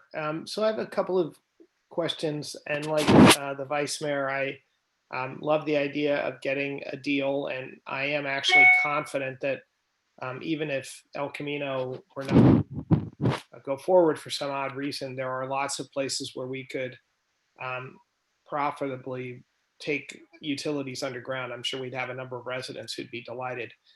So that doesn't trouble me, but the risk, there are several risk factors that trouble me. So one of them, and I recognize we may not know the answers, Director Murtuza, but one of them is the risk that even if you own these credits, I'm trying to determine from your phrasing in the staff report whether there's a risk that the CPUC might actually wipe them out. So existing credits that are then wiped out, made worthless. Is that a risk? We've talked to a number of agencies, including League of Cities, who is working very closely with many cities and on the front lines on this. And we've also talked to PG&E, who actually does the work on Rule 28 credits. Based on everything we know at this time, it does not appear that the CPUC is proposing to take away the credits of agencies with active undergrounding district. Active undergrounding district definition is that where the city council of an agency has initiated proceedings of Rule 20A, which the city council did last year. And also there is a project identified, and which we have done that, and a resolution has been passed by city council, which is done. So that qualifies the city of Burlingame to be an active district. And what we have heard so far is that PUC is unlikely to take away credits for active district. Is there any risk that they could deem that, I mean, in effect, this is like $1 worth of work. You get $1 worth of PG&E work for one credit, for example, or whatever it is, the ratio. But is it possible that they could devalue the credit so that it used to be $1 of work and now it's only 50 cents of work? Is that a risk? I don't know the answer to that question. It is not. No one has, at least in the community that agencies that staff has been working with, that question has not been asked. It is, from my understanding point of view, based on the discussions that we have with the statewide, that is not something that they are looking at. They're looking at essentially changing the formula of Rule 20 in a manner that fits the current needs in the state. And then they're also looking at eliminating, for example, there are cities that have built brand new cities, that they have a new infrastructure, new roads, new underground utilities, but they have immense amount of the credits. And so that the system does not seem to fit today's, the current environment. So they want to change that, but they're not proposing to take credit from agency that is actually doing work, whether it's planning, design. So that's what my understanding is. Thank you. And then I have one more risk question, and then when we get to comments, I'll offer a comment. My last. Councilmember Brownrigg, before you go to the next, I think our city attorney may have a comment on that. If you could pause there, because she may have something to add to that conversation.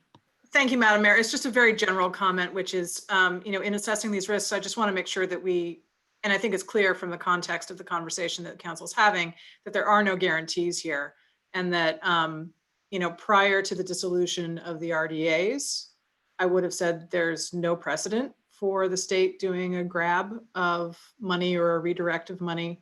But that happened, and that was a surprise, and it unwound contracts that were already being, in construction and so on. So we don't really know what might come of this. I think that because this is ratepayer dollars, it's a different category than you would find with sort of general fund type dollars, but it's just something for the council to keep in mind that we really can't predict with accuracy, especially with the budget deficits that everybody's facing, where this stuff might land.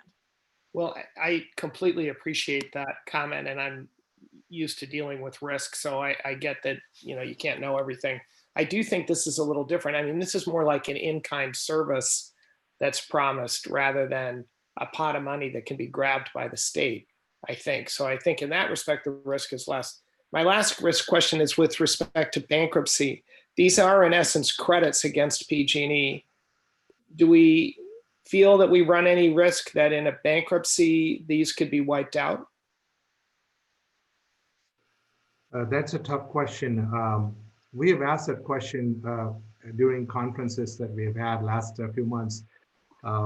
It's a question that I don't think I'm really qualified to answer in terms of what courts will rule, how they would determine in terms of the creditors, whether the ratepayers have the first call or whether Kathleen might have some insight to it, but I don't have an answer. That's okay. I appreciate it.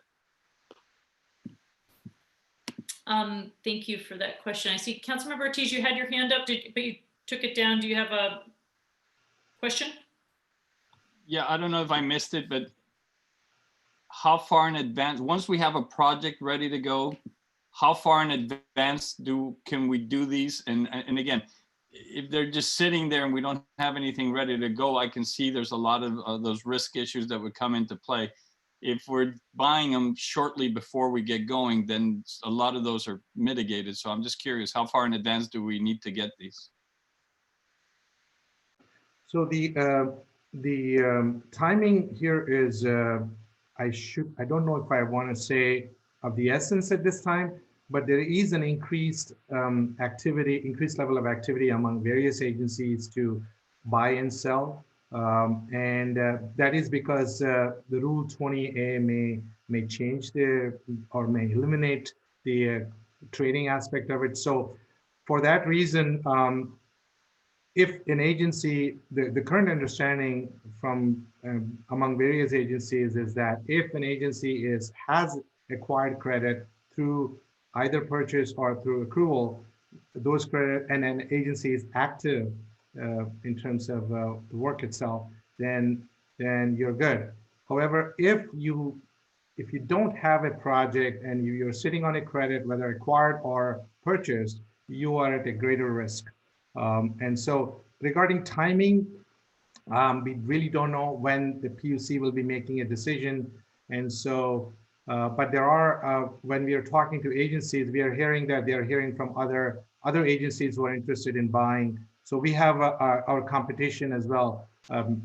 Yeah, we're all people who need the credit. They're calling the same people, about purchasing the credit. So, and they would be first come, first serve. But I really don't have any timeline. Thank you, Director Martuzza. I guess I have one sort of big picture step back question that for the benefit of the public. Can you help us understand, Director Martuzza, just to articulate it in this conversation?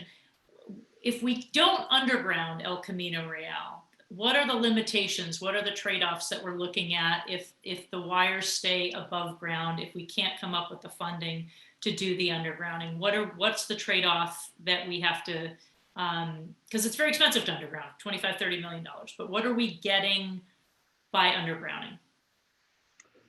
The biggest benefit, there are twofold benefit as I see. I honestly have not thought out the answer to this question, but what comes to my mind at this minute is there are two elements. One is if an undergrounding is done, it's easier to plant the trees, the new trees. It's the growth wise, from a safety point of view, the electric lines versus trees, there are some benefits there. The second part is aesthetics.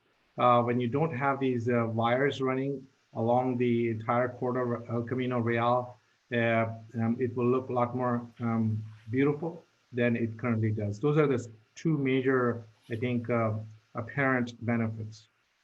Yeah, and that's something that certainly we discussed when council had a goal setting session a while ago, but I agree. The spacing, the aesthetics, the safety of the fire hazard, and also the height of how high the trees can be planted, or how high the tree varietals that we can consider to try to create a canopy. So there's some powerful benefits to consider doing it, which is why we're even having this conversation. Colleagues, do we have any further questions before I open up to public comment? And then we can come back to deliberate. Yes, Councilmember Coulson, go ahead. So I just have one other question, which is this, the district idea, undergrounding district. And I have a friend who took on trying to put an undergrounding district up together in Marin, and she had a really hard time about it. But I mean, is this something is there a way that we can take another financial structure to the voters like we did with the sewer situation, and say to the voters, like, we're going to create a undergrounding utility district? I mean, is it the whole city? Is it just a certain area? I just don't understand how that would work, and if that's maybe a better alternative, because even if we buy these 10 million credits, we still have a very large chunk left that we're going to have to fund in an uncertain financial environment and with other really pressing needs like grade separations. So just, is there any other alternative?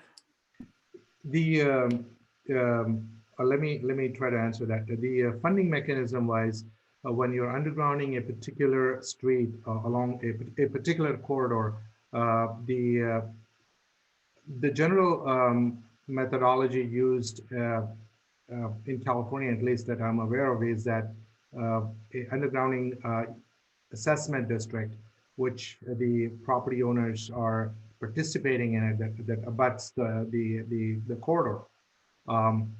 However, if a citywide ballot measure is to be thought of, you need to look into whether the undergrounding is a benefit for the entire city, and that needs to be justified in order to, if it's depending on what type of ballot measures is selected. So there are challenges in doing a ballot measure for a particular street and the entire city is being asked to vote on it, financially participate on it, unless that street is or that street and other streets throughout the city are included in that program. Okay, so it seems to me that El Camino Real is a street that every single resident in Burlingame drives on regardless. We hear a lot about the status of the street, and the fire and the fire safety alone, to me, is something that I think would resonate with almost every citizen, because if you have a highline fire on El Camino Real and it were to, burn the downtown business district, or it were to burn Broadway or some houses or homes, I think we've all seen what happens. So to me, if that's, because I still think we're going to need to, even if we buy these, we still have a big gap. So how are we going to fund that gap? And then the question to me is, I'd like to understand a little bit more about that before I commit to this, just to see if the voters were interested in doing that. I think this is something the voters need to tell us what they want to do on it. And if there were people interested in putting that kind of a district together, maybe they would take up the charge and work on putting something on the ballot. I don't know if the city has to do it, or if there could be like a citizens team that could do that. Lisa, I'm sure, would know.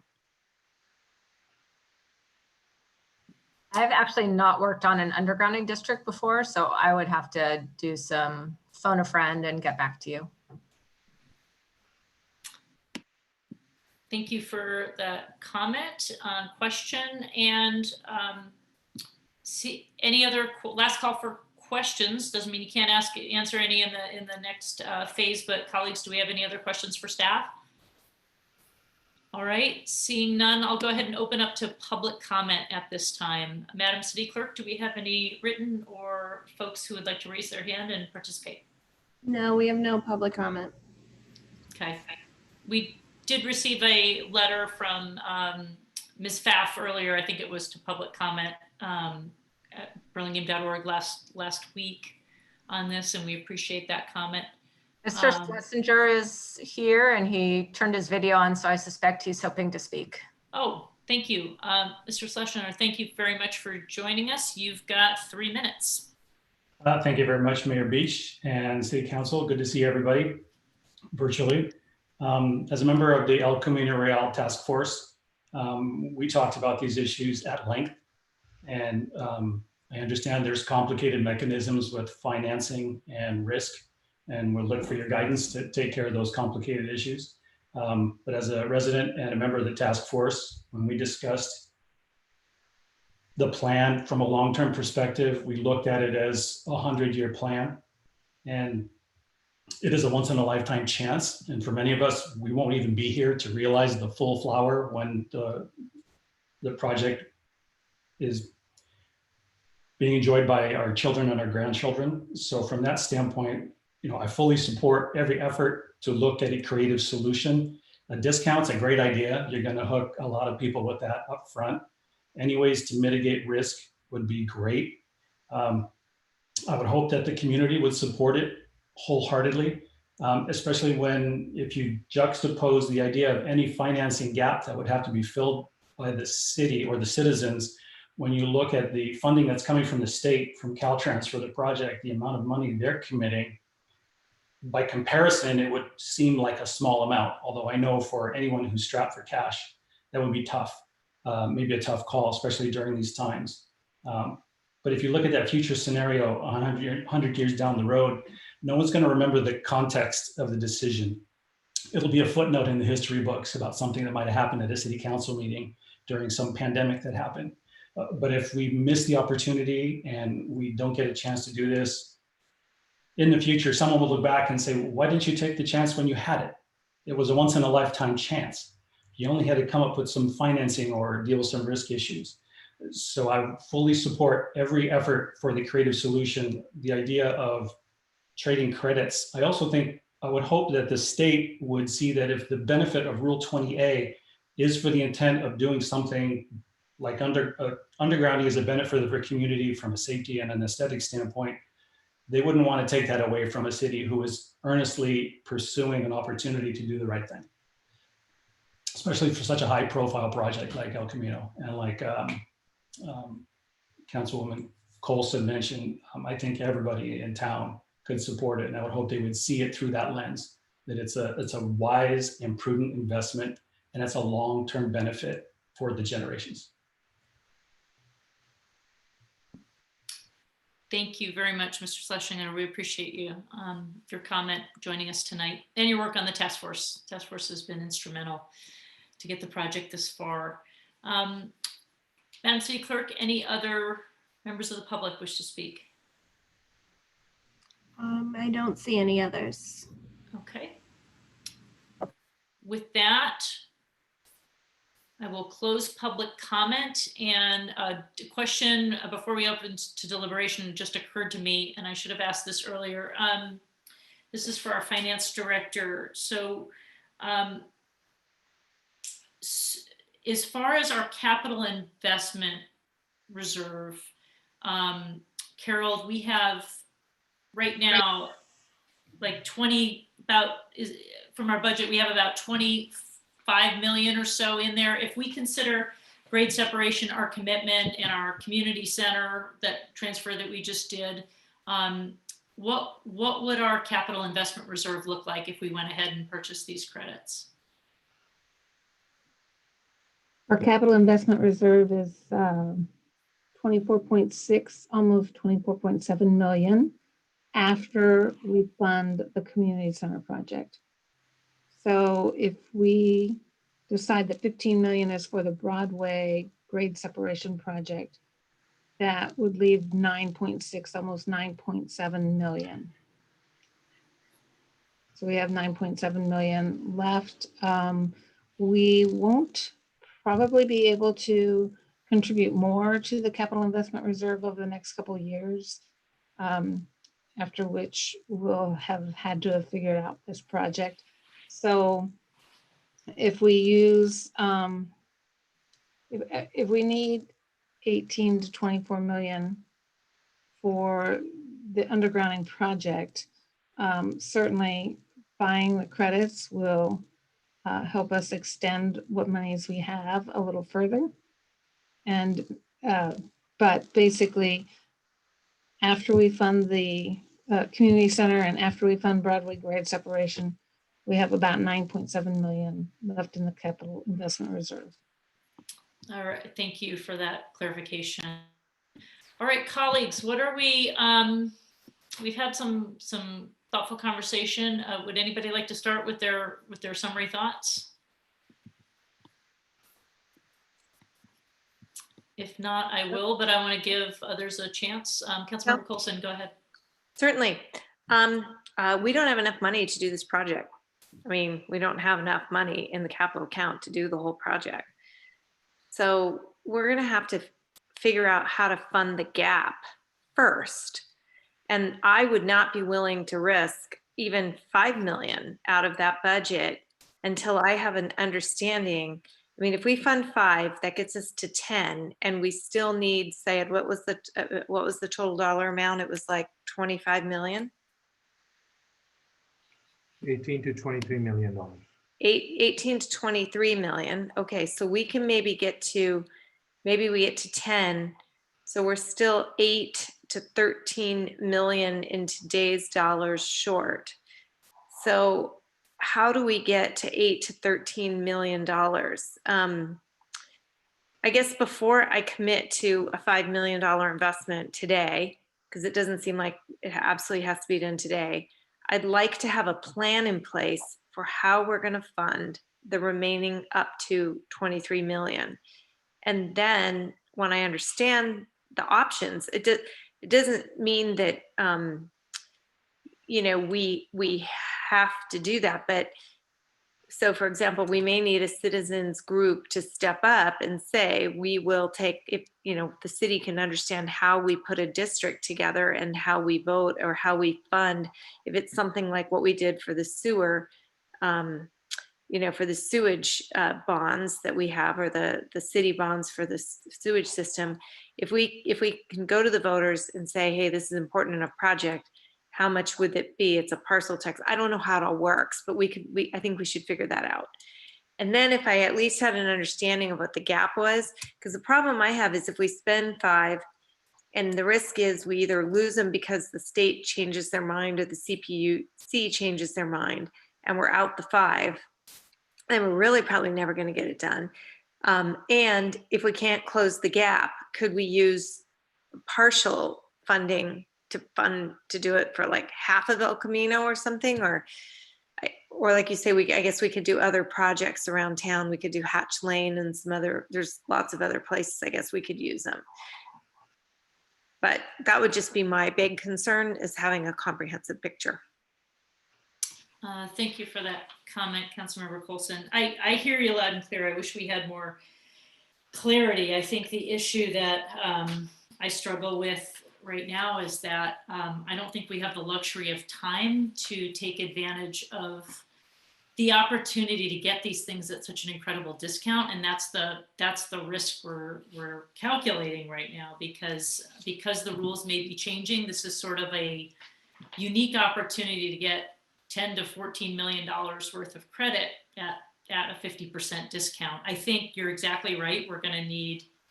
It's going to be an all hands on deck approach, just like we cobble together the Great Separation funding. You know, the federal government has to help us, the state government has to help us. We got to come up with local match. But I think for this undergrounding project, we're going to have to probably go to the voters. We're probably going to have to use money from our general fund. And if this is a way to get double the credits from the general fund, this seems like a really huge opportunity. But I do think you're right. We're going to need a plan. We're probably going to need voters' help. And I actually put in another call to the league today to the staff there. I know our city staff's been working with them too, to just try to get my head around the risk. And, you know, without going into extensive details, there is risk, but because this is not state general fund money, that I think the concept of the state grabbing it back to put in the general fund, I don't see how they can really legally do it, because it's ratepayer money. They either would have to give it back to the utility, which would be a very unusual political challenge for them. They'd have to give it back to the ratepayer. That would be very difficult, or they have to figure out a way to roll it into a new program for the cities that have those credits. So there's always a risk, but I think it's a calculated risk worth considering very strongly. And I do lean into exploring this, but I'm curious to see what other colleagues think. Councilmember Brownrigg. Thank you, Madam Mayor. I very much welcome Councilwoman Colson's caution. So a couple of things. One, we have to get a little bit better at negotiating, and it's not easy being a public agency. But I am more optimistic that if we were able to put 50% of the price on the table, that we could get Caltrans to come up with the other 50 cents. You know, but we're not in a position to have that negotiation because we don't have the wherewithal to do it. But they understand how important that undergrounding is for the project as well. So I have some optimism that we don't have to come up with 100 cents on the dollar. But now I'm going to make two quick financial points. This feels to me, and I'm not in this market, Syed, but this feels to me like a buyer's market, not a seller's market.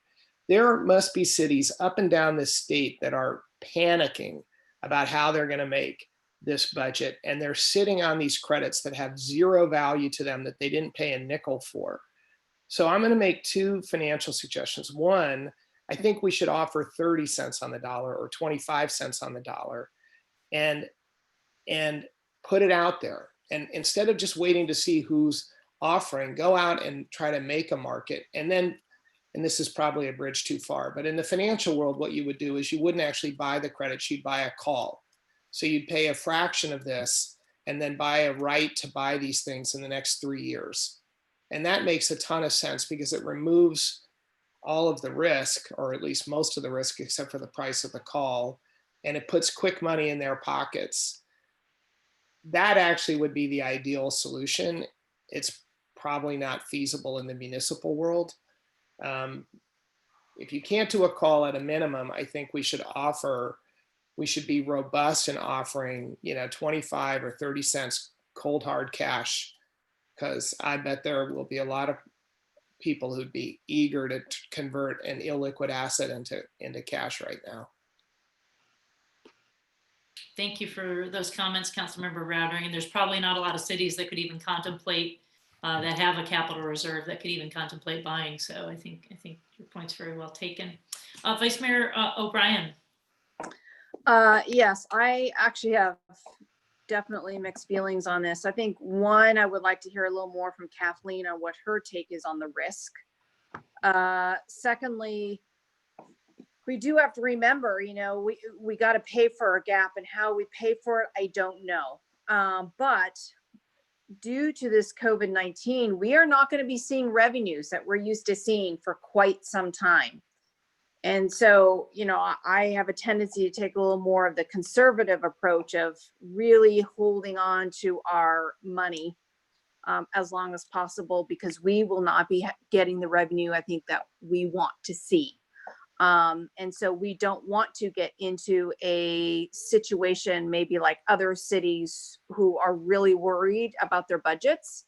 We have been somewhat lucky in regards to being very conservative fiscally and getting ourselves actually into a pretty good shape considering the circumstances. The other thing is we've been kind of seeing a little more of that local control being taken away from us at the state level. And who's to say what the alternative motive is here, and the state is really hurting for money. They have a huge deficit. So to me, there's a lot of risk here. And also, I think we have to be very, very careful on how we spend our money, and that we really focus on the basics. I know the grade separation has been an issue that is very important to this community. And that I want to make sure we have the money that is expected of us to pay for that. And those costs are just going to escalate. So we do have to really keep that in mind. That is one thing I do not want to see delayed. So like I said, I'm not sure if this is the biggest priority at this point. I do like the idea of having a discount and that opportunity, but there is that potential it gets taken away and then we've wasted money. So I'd like to hear a little bit more from Kathleen, our city attorney, in regard to what her perception is of the risk on this.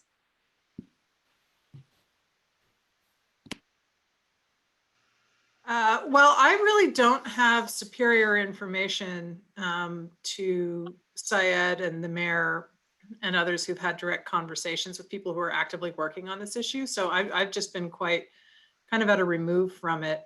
And the issue that I would see is that, you know, where previously it would have been improbable, we are under a circumstance in which there's going to be a lot of motivation if people see a pile of money to find out a way of exploiting it for various ends, right? Because we're both the utility and the state generally is under duress financially. And then the other question I would have is sort of what constitutes an active project, you know, with a lot of other situations with, you know, when the RDAs were dissolving, and of course, Burlingame didn't really have a very active RDA, but at the time I was in a jurisdiction that did, you know, what constituted an active project such that you could finish it. You really had to have actual bulldozers on the ground, that merely having committed the money through contracts and so on was not sufficient for those purposes to be viewed as having committed the funds. So, you know, as the CPUC goes forward, and I would anticipate that they have something, I don't know what you think, Syed, but probably this year we'll hear from them, because if they've put it out for comment, they normally act within some period of months from that. There's kind of a window here. And, you know, as to the calculated risks, I think they're mostly political, because it's a little bit, there are not that many legal constraints on it. So it's probably more a question of how much power and interest there is in redirecting these funds in some way. Now, having said that, because the ratepayers paid these funds originally, they're sort of in a different class, probably, than if they were just sort of general fund money, and for that reason may be more protected than we saw in some other situations. But unfortunately, I just don't have good information beyond that. And I have not been privy to any of the background conversations that would shed light on, you know, the real on the ground risk assessment. That's something I would have to defer to other people. And I'm sorry, I don't have better information on that. All right, thank you. Thank you, Madam City Attorney. Councilmember Ortiz. Yeah, thank you, Madam Mayor. I have to agree with what my counterparts have said. Under normal circumstances, I say that is a high priority to underground the wires. And I would say, let's take a risk, hold our nose and jump in. But we are in crazy times. And when you think about the future of the 20As, that I'm not comfortable with that the state is, or the even PG&E going through bankruptcy is not going to do something unusual, because we are in unusual times. So that makes me nervous. And then to Councilmember Colson's point about funding the gap, I don't think we're there yet. And I think we have other priorities. And I would like to look at this a little further along when we have a better sense of what the hit is for this whole COVID crisis, but not so much the hit to the city of Burlingame, although funding the gap certainly has something to do with that, but a hit to the state and to PG&E and to everyone who may have their hand, you know, they want their sticky fingers on these funds. So I just would be concerned about moving forward. I think it's a time to be prudent and take a deep breath, and let's wait to see what happens. Thanks for your comments, Councilmember Ortiz. Would to Councilmember Brownrigg's suggestion, if staff went back and offered an even further discounted rate, considering it might be a buyer's market to the tune of 30 cents on the dollar, would that change some concerns from colleagues who are inclined to not take advantage of this opportunity? Would that be a game changer? I'm curious, or would that sway the vice mayor to consider that opportunity?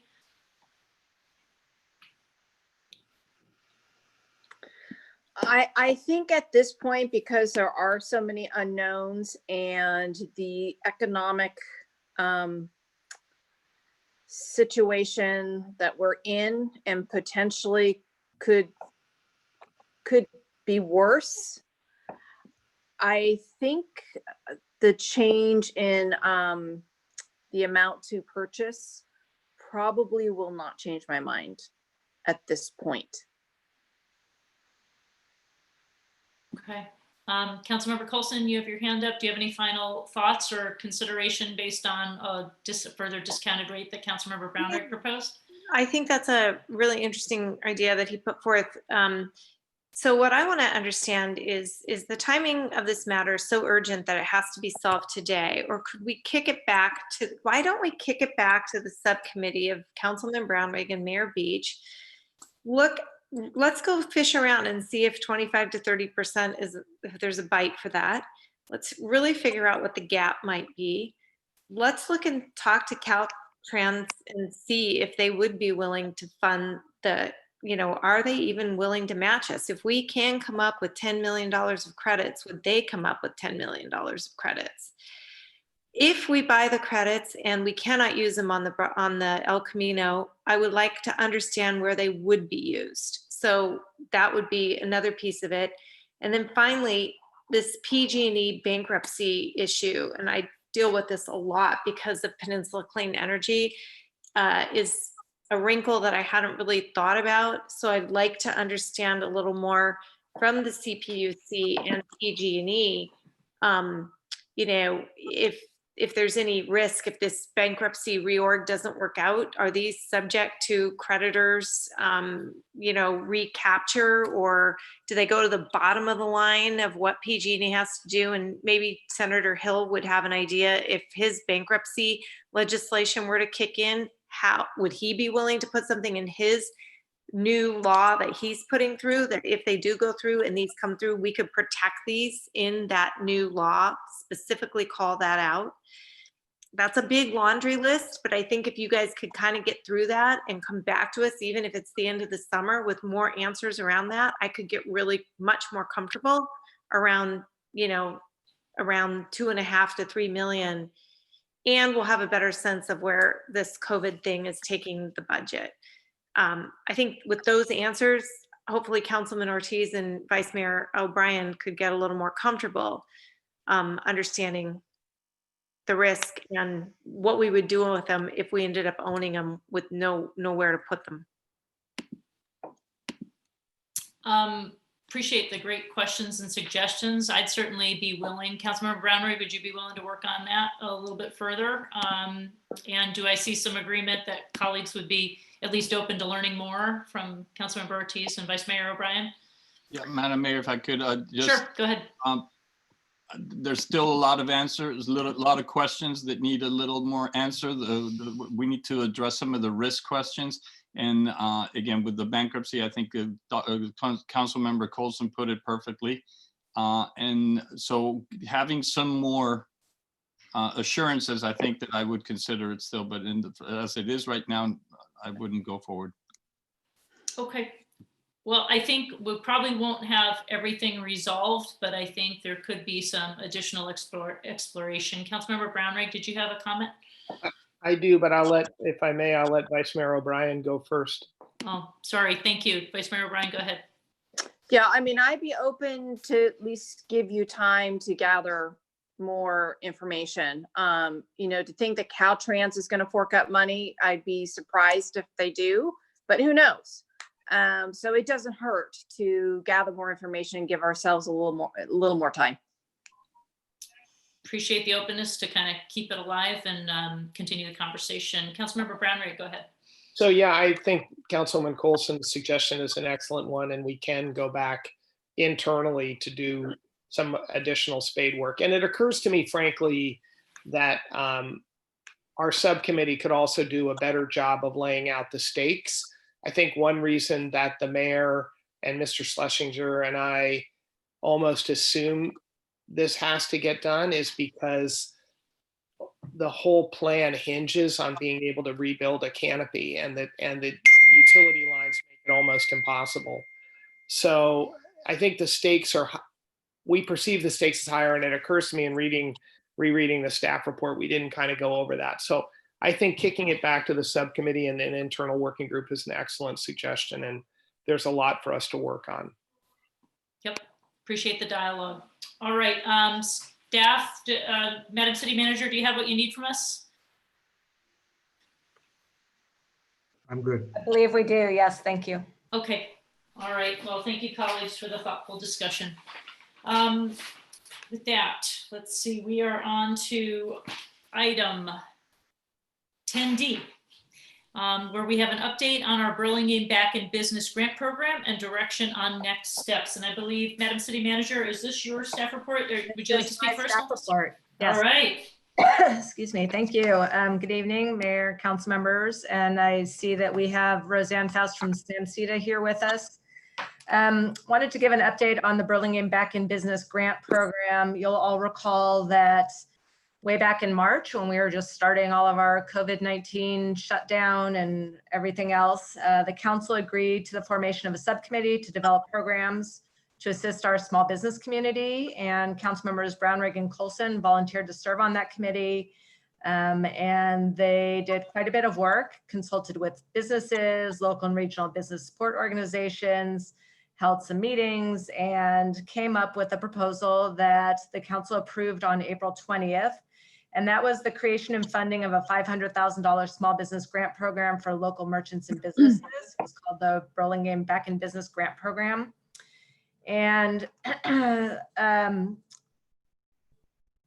were a lot of factors that went into how the program was created. And one thing they wanted to do was support the community in its small business sector. And that's because we have relied quite heavily on hotel tax revenue that until recent times was our largest revenue source. So there was a thought that we need to really give some help to our folks who bring in sales tax revenue for us. And so for fiscal and community sustainability reasons, we wanted to support the sector whose enterprises pay sales tax and or provide activity and vibrancy to our shopping districts and our residents. And so that's primarily Burlingame Avenue and Broadway, with some other businesses located elsewhere in town, at Burlingame Plaza, along California, some over on the Bayside. And so the subcommittee worked on the programmatic details of the grant program with SAMHSA. And at the time, the theory was that we really didn't have the expertise or the staffing in-house to develop a program. SAMHSA was already working on behalf of the county on a grant program through the SMC Strong Fund. And you'll recall we've talked about SMC Strong Fund quite a number of times. It was seeded with $3 million from the county's Measure K revenues. And so of that $3 million, $1 million went into the SMC Strong Fund for business support programs, $1 million went in for individual assistance, and $1 million went in for nonprofit assistance. And so we're just talking about the business funding. SAMHSA worked with the San Mateo Credit Union and came up with a program, and they developed criteria that were blessed by the County Board of Supervisors in April, the day after your meeting. So on April 21st, the county blessed the criteria for the grants coming out through SMC Strong. There were some differences of opinion. The subcommittee and SAMHSA worked collaboratively and tried to come up with criteria that would work for everybody. SAMHSA's criteria, again, blessed by the County Board of Supervisors, had revenues of no more than $2.5 million, no more than 10 employees. We had some still small businesses that had larger revenues. Some of our larger restaurants have more employees. And so our criteria included up to $5 million in revenue, and you could have more. I think we actually didn't have a limit on number of employees. And we wanted our applicants to have a retail storefront open to the public, and that's reflective of our underlying goal to encourage sales tax generating businesses and community vibrancy. So there was a bit of a difference between the two programs in terms of what the criteria were.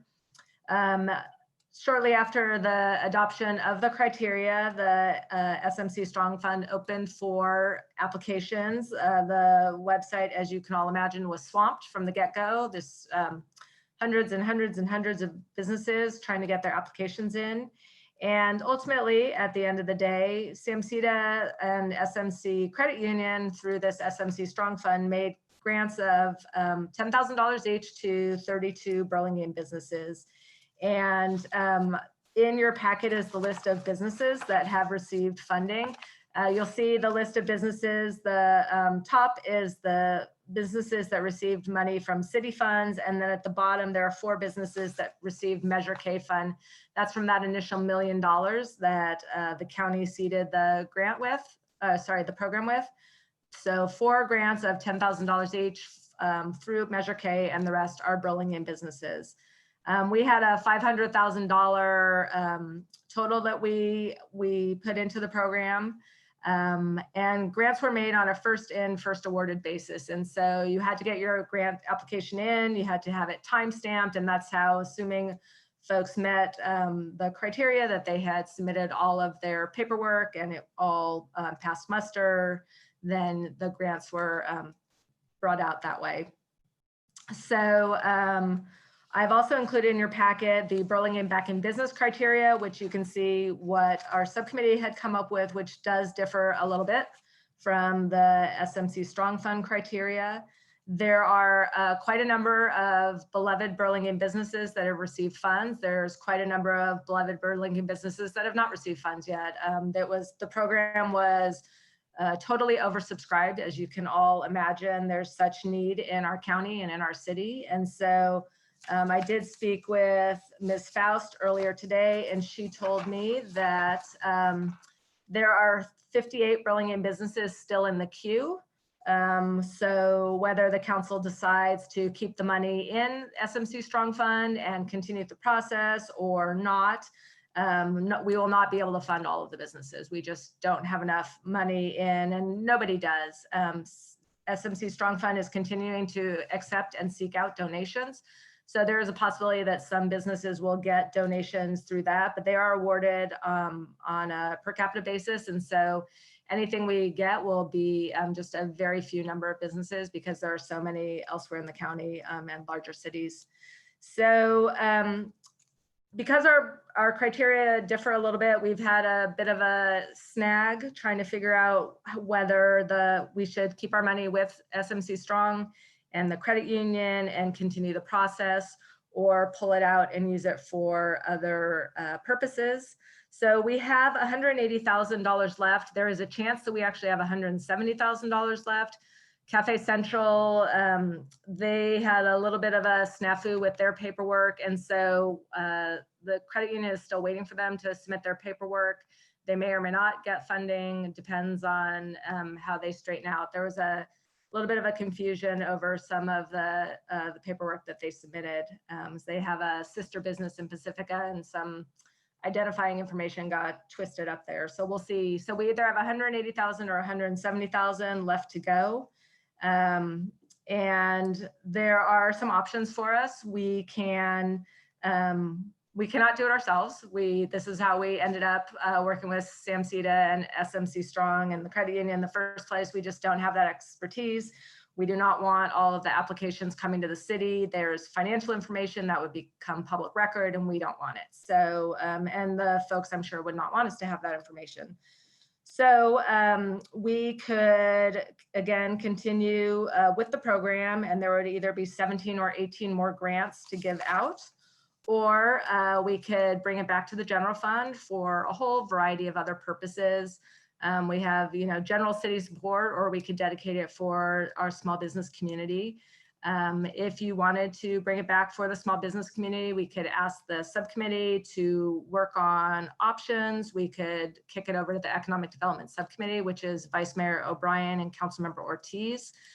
There was an idea that came out of the Back in Business Grant Subcommittee to create some kind of a program for COVID-19 reopening. We have a Broadway facade grant program. We could use that as our model.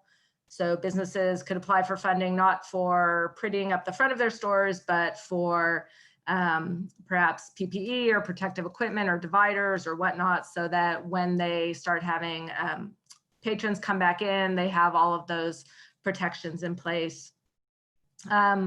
We heard a public comment earlier, and we'll be discussing on June 15th, closing down the Ave for some number of days a week. And that will take some money. Not every restaurant has furniture that they could bring outside. There is a matter of cleaning the streets afterwards if we do allow outdoor dining like that. And so we could reserve some of the funding for that purpose. So there's really a lot of options. We don't have to solve that puzzle tonight, but I just wanted to put that out there. If you had particularly direction on if the money comes back, how you'd like to go forward in determining what we do. So with that, I will entertain any questions. Thank you for that overview, Madam City Manager. Appreciate it. So yeah, we have a decision to make, and we appreciate colleagues bringing this matter up. So I'm going to open it up to questions surrounding whether or not we proceed with San Mateo County Strong or do something different. I see Councilmember Ortiz had his hand up first. Thank you, Madam Mayor. So my question is, okay, so if we stay with the San Mateo County Strong, the difference between what we had originally articulated is that this would not require businesses to be on a retail storefront. And so it would include other businesses that would be in offices, but it would still be supporting Burlingame businesses. It just wouldn't be the specific ones that are on a retail storefront, correct? That's correct. There are, if you look at the list of grant awardees thus far, which is the last page of the staff report, you'll see there's a whole lot of them that are, the retail businesses you think about and the restaurants you think about. There are some that are in office buildings, so they're not retail storefronts. There's some printers, there's a variety of others that don't meet what we thought the definition was of the retail storefront. But they are Burlingame businesses. They have business licenses. They, provide, presumably they provide jobs, they provide revenue. They are legitimate businesses in Burlingame. So we have already funded a number of businesses that don't meet our criteria. Is that correct? That's correct. And so there would be some issue with fairness that in my mind. So anyway, thank you. So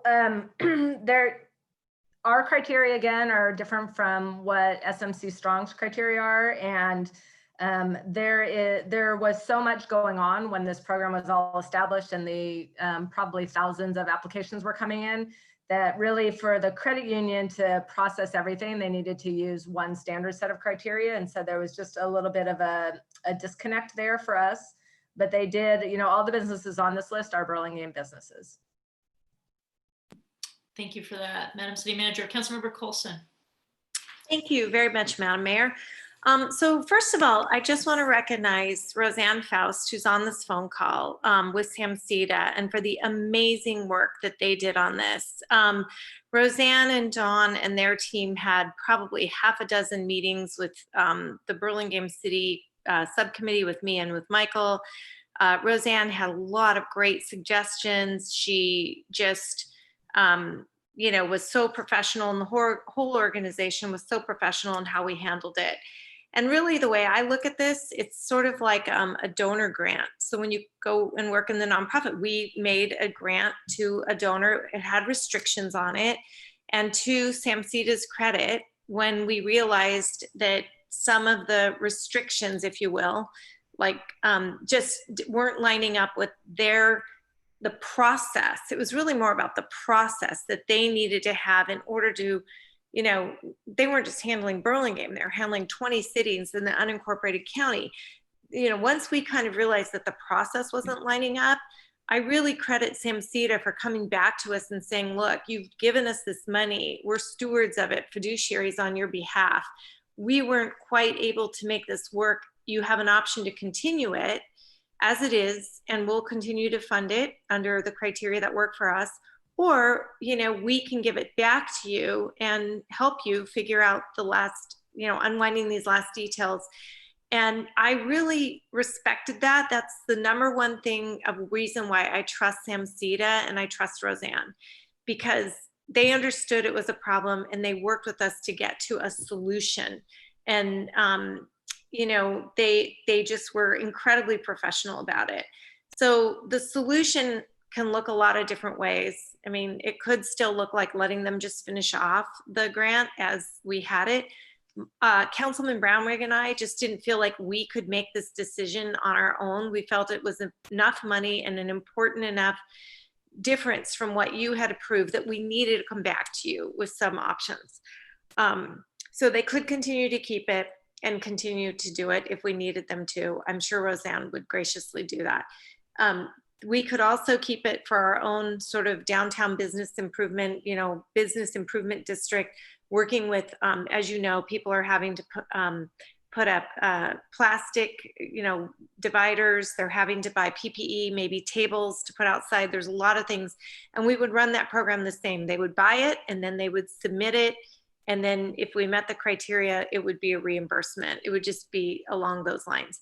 So again, I think Roseanne, maybe she has a few words she wants to make at some point when the public comment time is available, but just want to make sure everyone understands that they were incredibly professional and amazing to work with.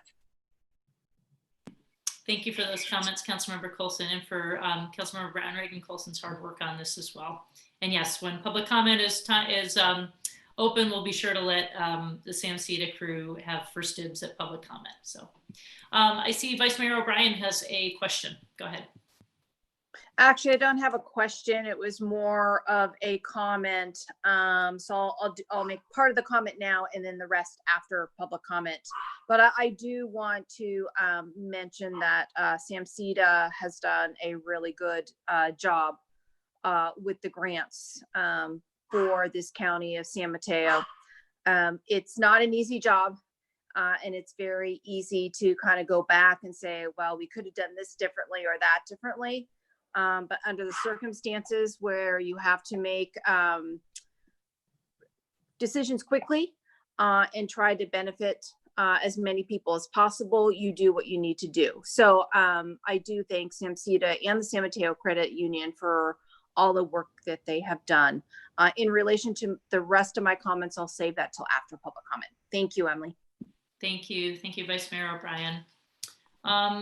Colleagues, do we have any further questions for staff or clarifications we need on this before we open it up to public comment and then have some deliberation about what to do next? Seeing, just want to make sure I'm seeing everybody. Seeing no hands up, let's go ahead and open it up to public comment. And let me give the CEO of Samsita, Roseanne Faust, one of the great heroes of San Mateo County during COVID-19, always, but particularly during COVID-19, the opportunity to speak, and we'll give you a few minutes to address the council. Thank you so much, Roseanne, for joining us. Are you there? Yes, thank you very much, Mayor Beach, and thank you to Vice Mayor O'Brien. Thank you to Council Members Coulson and Brownrigg as the subcommittee, to Council Member Ortiz, to your amazing City Manager, Lisa Goldman. I really appreciate having this opportunity. First, I want to say thank you. Your community thanks you. You have helped over 30 Burlingame businesses. And from the get-go of this process for San Mateo County Strong and our role in it for the small business community, that's been our goal. And at the end of the day, we are all a part of the same team. We all want to keep the vibrancy of our community solid going into the future. We are under tremendous pressure at this point. So the collective effort that we have all made going forward. That to me is the most important. You have a policy decision before you tonight. We respect that. We will support whatever you choose to do. We want to be there to help you, to help the small businesses. We're right now in the process of a reopening and recovery survey so that we can provide you with even more data of how you can best help small business at every size. So I do want to say that your initial contribution helped us gather an additional $1.8 million throughout the county for small businesses from other city contributions, private foundations. We continue to raise money. I make a joke that I dial for dollars as a part of my daily routine. My goal is really to, and our goal, not my goal, Samceda's goal, the county's goal, the credit union's goal, is really to just keep helping our small business. So I appreciate having the time to speak tonight. I appreciate your support. My colleague Don Cecil is also on the line. We just really wanted to be here if you had any questions and to say thank you. Thank you, Roseanne. We really appreciate you being with us. I have actually a question, if we could, while you're on public comment. The city manager mentioned that the program's oversubscribed. There's 58 Burlingame businesses in the queue that want help, that would love one of these grants. If we didn't, if we redirected the 170 or 180,000, which would be 17 or 18 grants, what's the likelihood with the fundraising you're doing right now countywide that is it likely that maybe 1 or 2 of those businesses would be helped? Is there a chance that 18 of them might be helped? Can you give us some insight of what you're thinking? So I would love to be able to say to you that we could help all the businesses still outstanding in San Mateo County. That's a pretty big nut. I mean, we're talking countywide, somewhere probably in the $5 to $6, $7 million range. Do I honestly think we could help all 18? Probably not, but I am an optimist. And like I said earlier, I do spend a part of my day dialing for dollars. I also find myself praying. So that being said, I will do my best to help as many businesses in the county as I possibly can. Will I help all of them? Probably not from a realistic standpoint, but my commitment to you, to your council, to the other 20 councils in the 3 unincorporated areas was, I'm going to save as many as I can without doing anything I shouldn't. So I'll say that as well. Thank you, Roseanne. I don't know if you said your colleague, partner in crime, Don Cecil's there. I don't know if he has a comment as well. I want to give him the opportunity as well. With that, do we have other members of the public who wish to speak on this item? I received no emails or Zoom chats, and I don't see anyone with their hand up. Okay.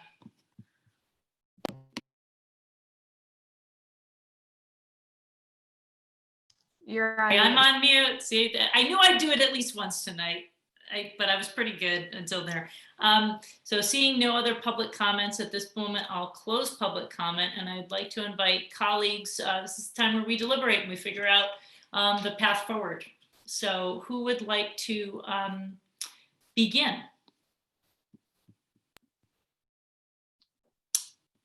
Councilmember Ortiz, did you have Thank you, your hand? Madam Mayor. So to me, I know at least 2 of these businesses who are still in the queue, who are expecting the same consideration than the businesses that already went through it. And I think would be sorely disappointed if we all of a sudden tell them, hey, you know what? We didn't like what was going on, so we're going to pull the funds. I think it would be a PR nightmare. And I feel for them because these 2 particular businesses that I know really could use the help, and they are really hurting. And so again, we set up, wrong or right, we didn't agree, but the program went forward. We funded a number of people, and now we're going to pull the rug out and say we're not going to fund anybody else. that just doesn't sit right with me, and I would not support it. Thank you, Councilmember Ortiz. I see Councilmember Brownrigg has his hand up. Yeah, and I appreciate Councilman Ortiz's perspectives on this. Just before I address the content, I just want to add a PS in terms of thanking Roseanne and Don. You know, I've spent over 10 years, one way or another, working adjacent to the nonprofit sector. And for a group of people to be able to put together a grant program from scratch with all of the mechanisms and the checkpoints and the applications and get money out the door as fast as SAMCTA and the credit union were able to do was nothing short of remarkable. And that was largely due to the very hard work of Don and Roseanne. So the county owes them a great debt of thanks. I have a slightly different perspective, Councilman Ortiz, to the question before us. I mean, just to put the numbers in a little bit of context, there are, I think Roseanne said 58 Burlingame businesses in the queue.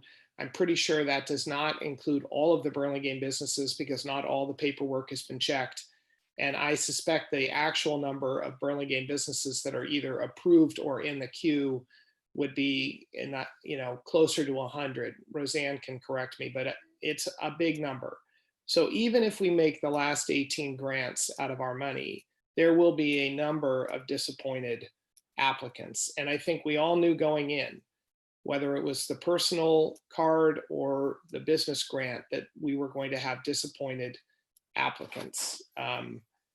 So I love Roseanne's optimism, but the pragmatist in me says there were always going to be people we had to leave behind. So in that respect, I'm less concerned. I think what we need to do is think about what's the best way to use precious dollars. And for me, the change has been in thinking through some of the other ways that we can help our retail sector. So for example, we're going to talk about closing Burlingame Avenue. Well, it's really clear when you read the literature that if you want to close an avenue, you need to program it. It's not enough just to tell cars not to go there. You need to have somebody who's hiring bands, doing marketing, putting on events to make a place lively. Otherwise, it becomes a ghost town. It's not like you close a shopping district and it's a recipe automatically for success. So I think between direct facade improvements, as was suggested, or investing in programming on Burlingame Avenue, or in any of a number of other ways, we'll be able to help our business community more broadly.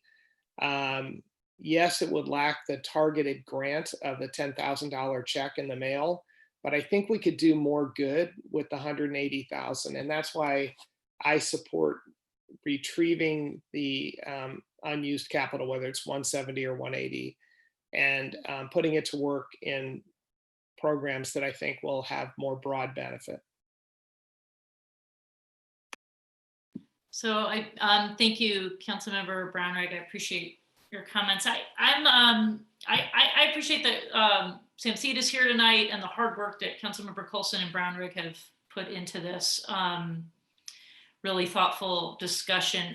Here's what I really like about as I think about the San Mateo County Strong grant program. What I like about it is that, we had a vision to try to assist businesses in an urgent, time is of the essence way. Let's get money in their pockets to bridge this nightmare gap and help them stay afloat. So I like that the program does that immediate need. That's the vision, even though it may not meet the criteria that we originally discussed as a retail front. But what I also like is that it's trying to assist as many small businesses as possible. I really like that it keeps us at arm's length distance from the decision-making of picking winners and losers.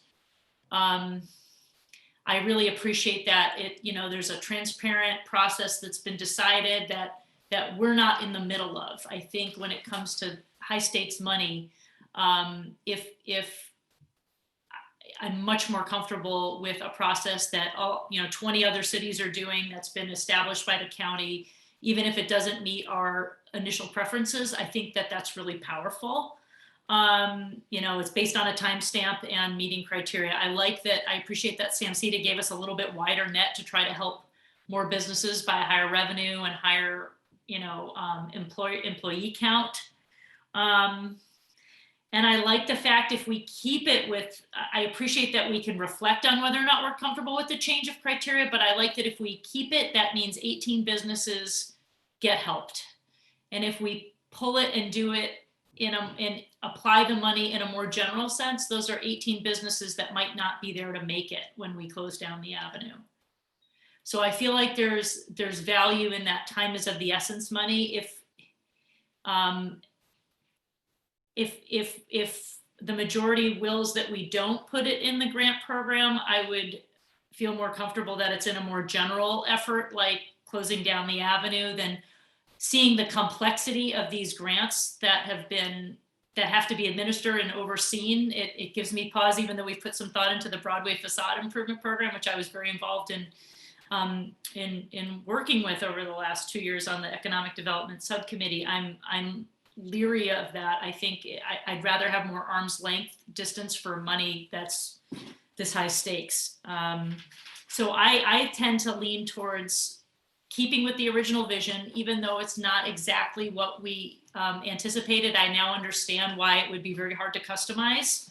20 different cities having different, you know, preferences for retail storefront, non-retail storefront.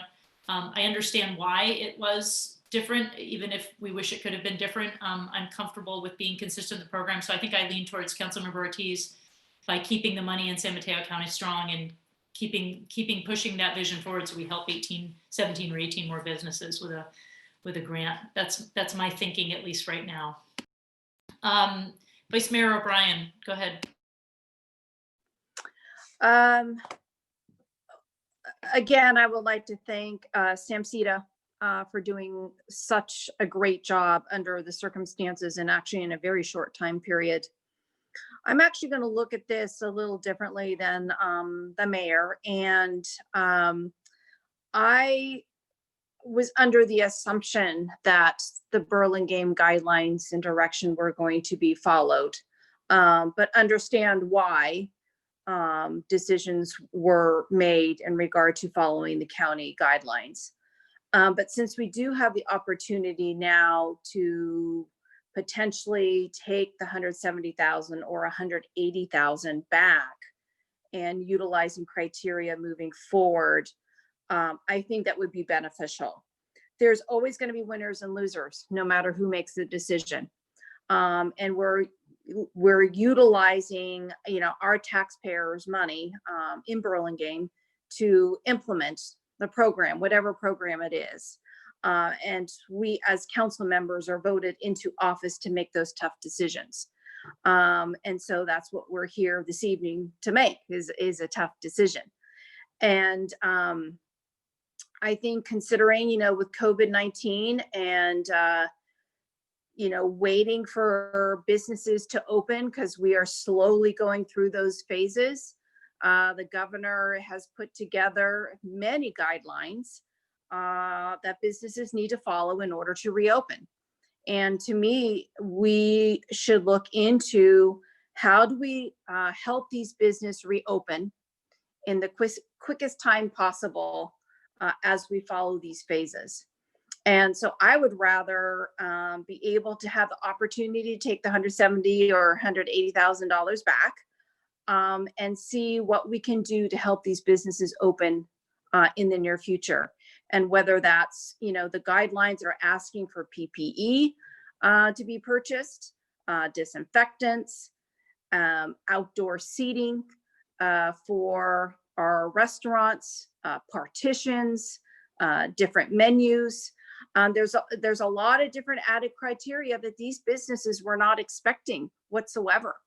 And so I think we could utilize that money to go towards them accomplishing those business plans in order to open as soon as they are allowed to do so. Thank you, Vice Mayor O'Brien. Councilmember Coulson, did you have any closing comments? Sure. So I think what is really important is to remember when we founded and started this, when we started this and approved the criteria, one of the main objectives was to invest our city money into businesses that had a retail storefront because we knew they were going to drive sales tax.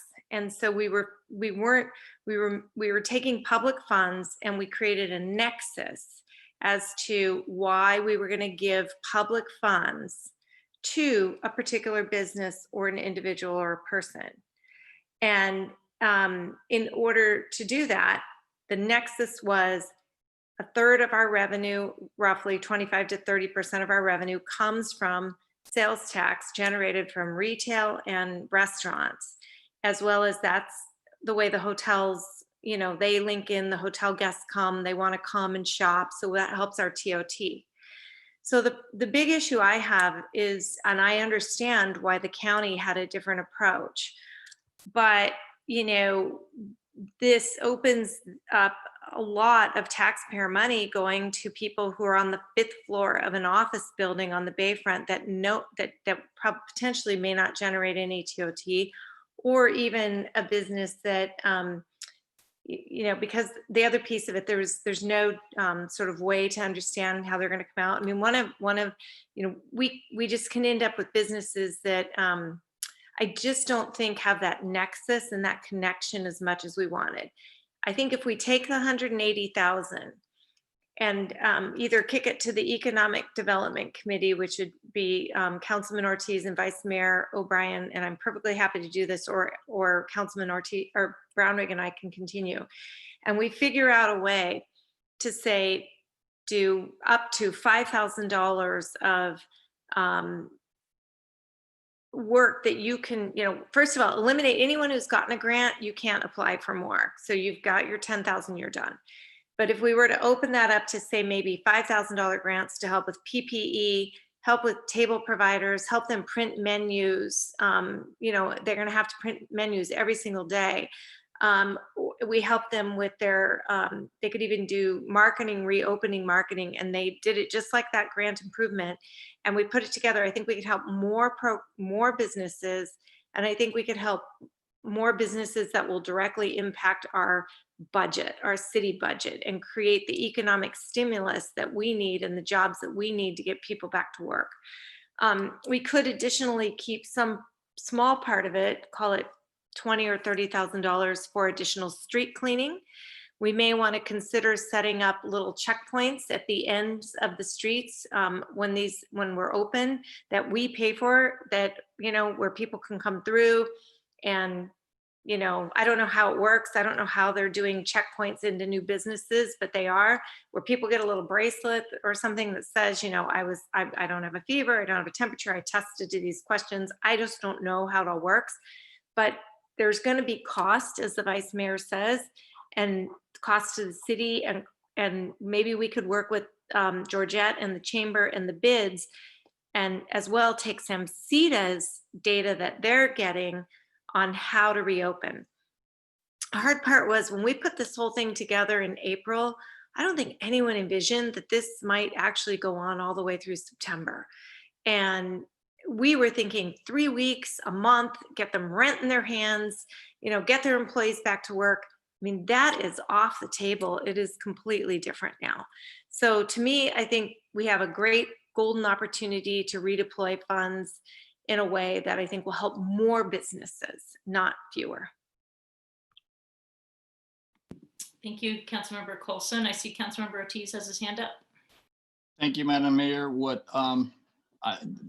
That all makes sense to me, and that obviously I know how to count, but the problem I have with this whole thing is putting it back into the city is the mechanics of how we're going to dole it out. If we focus on reopening the Burlingame Avenue, I'm sure that people in the plaza and people on Broadway are going to have a little say about that. And it goes to what you were saying, Madam Mayor, about picking winners, and who decides what's the right place to put it, who decide which businesses are the ones that we're going to put it into. I'm concerned that that process needs to be very objective and that we need to be very careful that we are not showing a preference to a certain industry or a certain geographic location. I'm concerned that there's going to be some appearance of bias, and I'd like to make sure that that is very carefully thought out. Thank you, Councilmember Ortiz. Madam City Manager, do you have a thought on the best way to move forward? Do you want to make a recommendation as far as should the Economic Development Subcommittee, is that the appropriate place to determine how this is, where this should live? Do you want further discussion tonight? Do you think it's most effective for the current subcommittee of Councilmember Brownrigg and Coulson continuing to work on this? I welcome your guidance.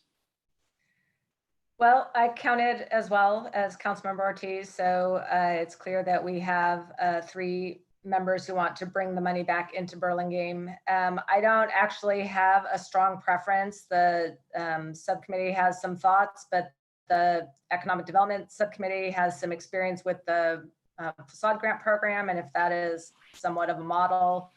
With that, we were just assuring that everybody submitted their grants, checked all their boxes, did everything that we needed them to do, and then they spent the money, and we went out and inspected and made sure that the money was spent the way they said they were going to spend it, and then cut the check. I think only one business has done that thus far because everybody was in lockdown once all the applications were in. So that was a much smaller program. That's a $50,000 program. This is a larger one. It sounds like there is some interest in spending some of that money on things potentially like street cleaning or barricades or something like that, if we in fact are closing the avenue for some small period of time. I don't think bans are something we can do. That would create crowds, and until we're in stage 4 of reopening, that is just not something I think we should be entertaining, that kind of entertainment. I think that would be probably not a good idea because it would bring too many people into one place at the same time, and that's going to be something that we need to not do. So all of that is to say, I don't actually have a preference. I think it's, you guys can figure it out among yourselves who you think it should go to. It's really whatever you want to do. The staff will work with any of you. Okay, so maybe first things first, Madam City Attorney, since we allocated a big chunk of money to the Burlingame Back in Business Grant Program and sent it off to San Mateo County Strong, do we need to have an official vote on what to do, vote on record to take the money back at this point, or do you have enough direction? It probably wouldn't be a bad idea to have that record established just for accounting controls, if nothing else. Okay, let's do first things first then. So would someone like to make a motion on the table about what to do with the funds?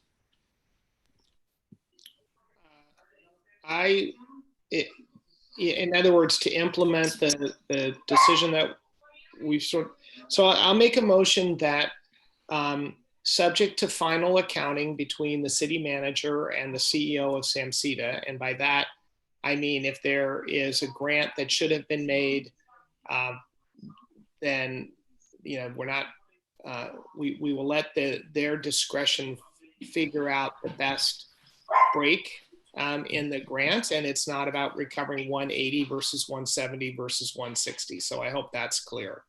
But that whatever is not allocated will be returned to the city of Burlingame for use in programs that broadly assist Burlingame's business community. And I don't know that this needs to be part of the motion, but I, for one, do think that the Economic Subcommittee is a good venue because it is a routine meeting. It routinely has business come in and speak about needs. It can be flexible in making recommendations.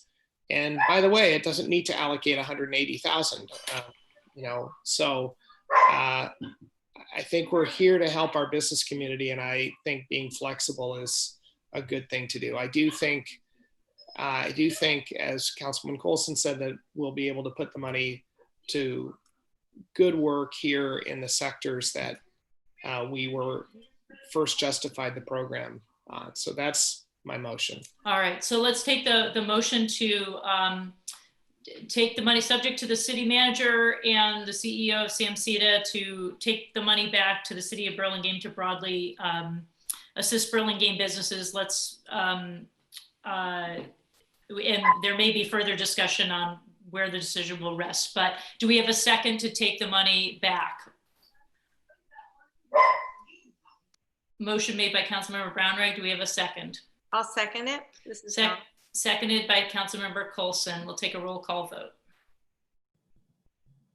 Councilmember Coulson, yes. Councilmember Brownrigg, Yes. Councilmember Ortiz, No. Vice Mayor O'Brien, Yes. Mayor Beach. No. Okay, motion passes 3-2. And now Councilmember Brownrigg made a suggestion that the further plan for deploying funds, whatever amount, to assist Burlingame businesses should rest with the Economic Development Subcommittee, Standing Committee that is built to address this. Do we have other further discussion on that or suggestions? I see Vice Mayor O'Brien has her hand up. Go ahead. Well, actually, I had my hand up to second, but someone I'm else sorry. already seconded, Sorry. so that's okay. My And I could apologies. go, I was holding off for you. but I could go either way, whether it's the Economic Development Subcommittee or Councilmember Brownrigg and Councilmember Coulson, who worked on this initially. So I'm very flexible with that. Whichever, whoever, my colleagues want. And I got one thought, Madam Mayor, if you Sure, mind. go ahead. The part of the idea of this was to get this deployed quickly, and I agree with that concept.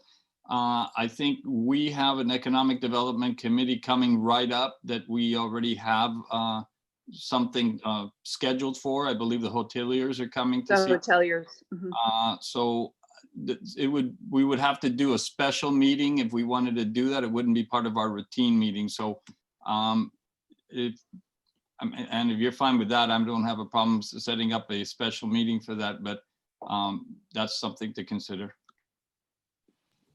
Thank you for that. I kind of like the Economic Development Subcommittee in the sense that there's staff infrastructure that's used to assigning, and there's a little bit more traditional communications with the business community that could be valuable. I also see the benefit of having a very flexible, if Councilmember Coulson and Councilmember Brownrigg have a passion behind this, there's flexibility and bandwidth that they can address. So I'm curious to see what Councilmember Coulson, you haven't weighed in on this. What are you thinking? Yeah, so I'm either way. I'm totally happy. I know Councilman Brownrigg and I are happy to do it. Really, for me, it depends on all your all schedules. If you guys have the bandwidth to do it at economic development, I think you have Joe there. You have the protocol around the facade improvement grant to just move it over into something like that. You could set the major buckets of however you want it. And I wouldn't worry about specifically focusing on one area or another. You can either divide it up to 50 to 3 different areas or whatever. It doesn't matter to me. And then I also think working with SAMCETA to get the data that they're getting about how to reopen and what the reopening needs to look like, working with the chamber and working with the bid and the 2 bids. And I also think you guys are handling the Broadway closure, right? Or Burlingame Avenue closure in the economic sub, right? So to me, those all kind of go together. So I'm perfectly happy to kick that over to you. And then Michael and I can wrap up any loose ends and seal it off. I'm good either way. It's really up to you. And I mean, Anne, I'm just going to say, I think Ricardo and Anne, Ricardo, you're working full-time, Anne, you're working full-time. You guys have to know your own bandwidth. If you get in trouble and don't think you can figure it out, you could always kick it back over to us. But if you can do it, I think it's the best place to be. Thank you.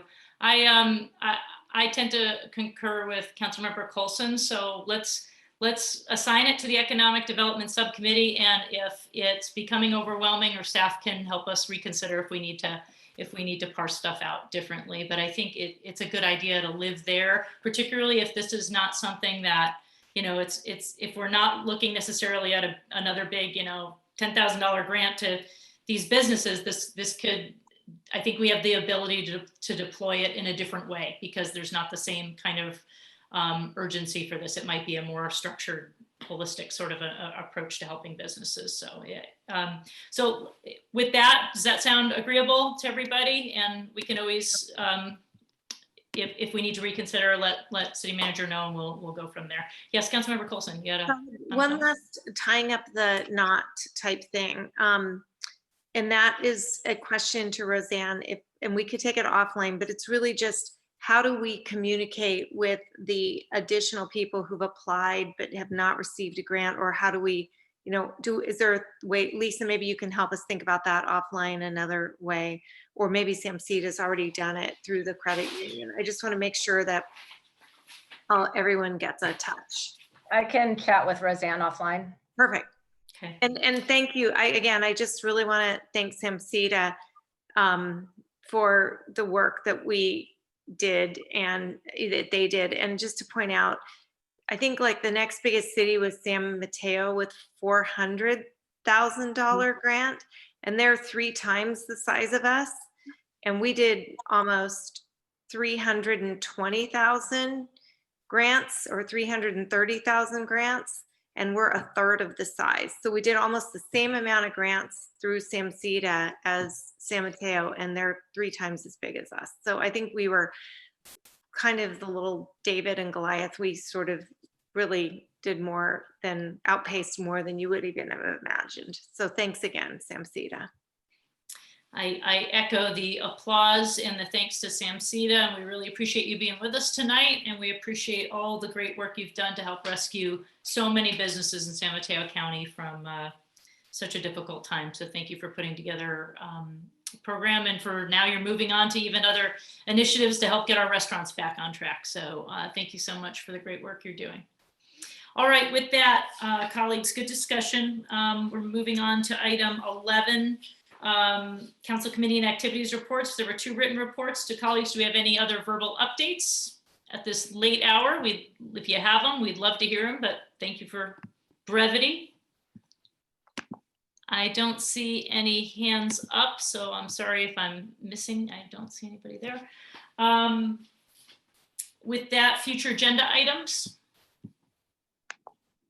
Councilmember Brownrigg had his electronic hand, and then I see Councilmember Coulson has a physical hand. So we'll go to Councilmember Brownrigg first. Thank you, Madam Mayor.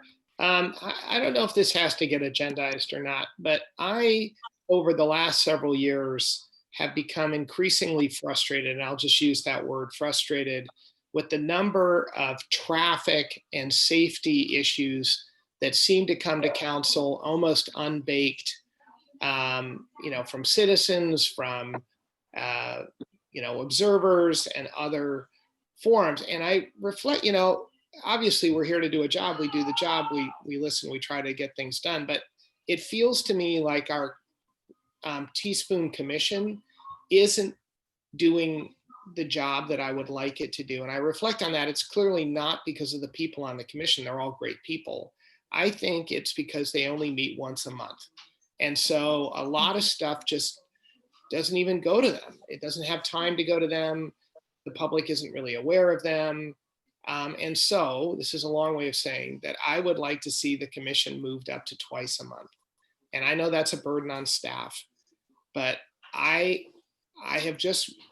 about reached my patience limit with getting things that are unbaked coming directly to council. And that's my proposed solution. So I would like to talk about that if we need to talk about it. If it can just happen, I'd like to make it happen. I think it's a good idea. So that's my either current or future agenda item. Thank you, Councilmember Brownrigg. Any other, can't have a discussion, but anybody else passionate about that to a point of a second? I would be willing to second it, but in the event I mean, just to explore it or look at it, because I kind of agree with you. I agree on that, but I would not like them to meet in the summer because I think it's just the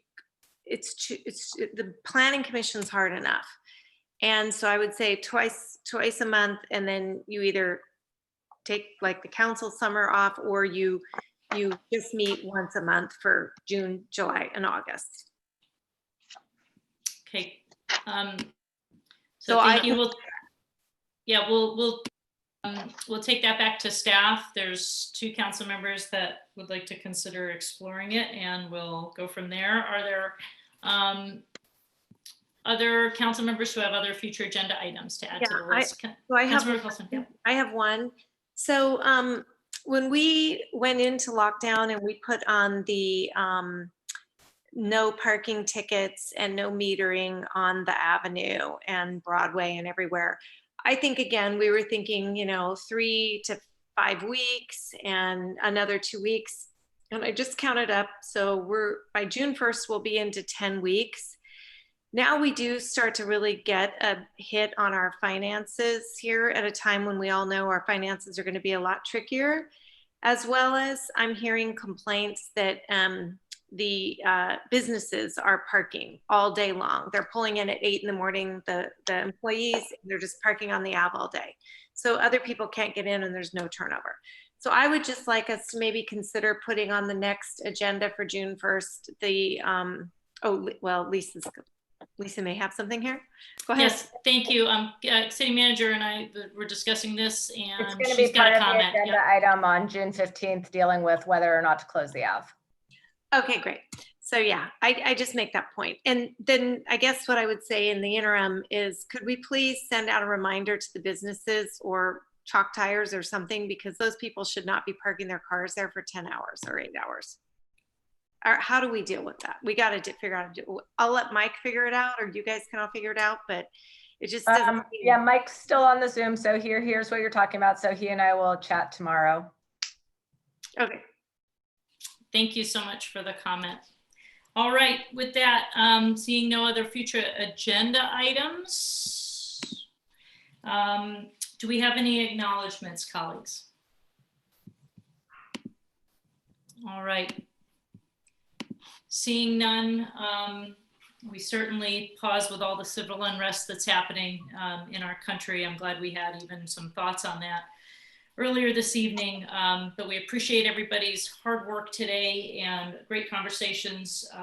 With that, we will adjourn our meeting at 10:17 p.m. Have a good evening. Stay safe. Bye-bye.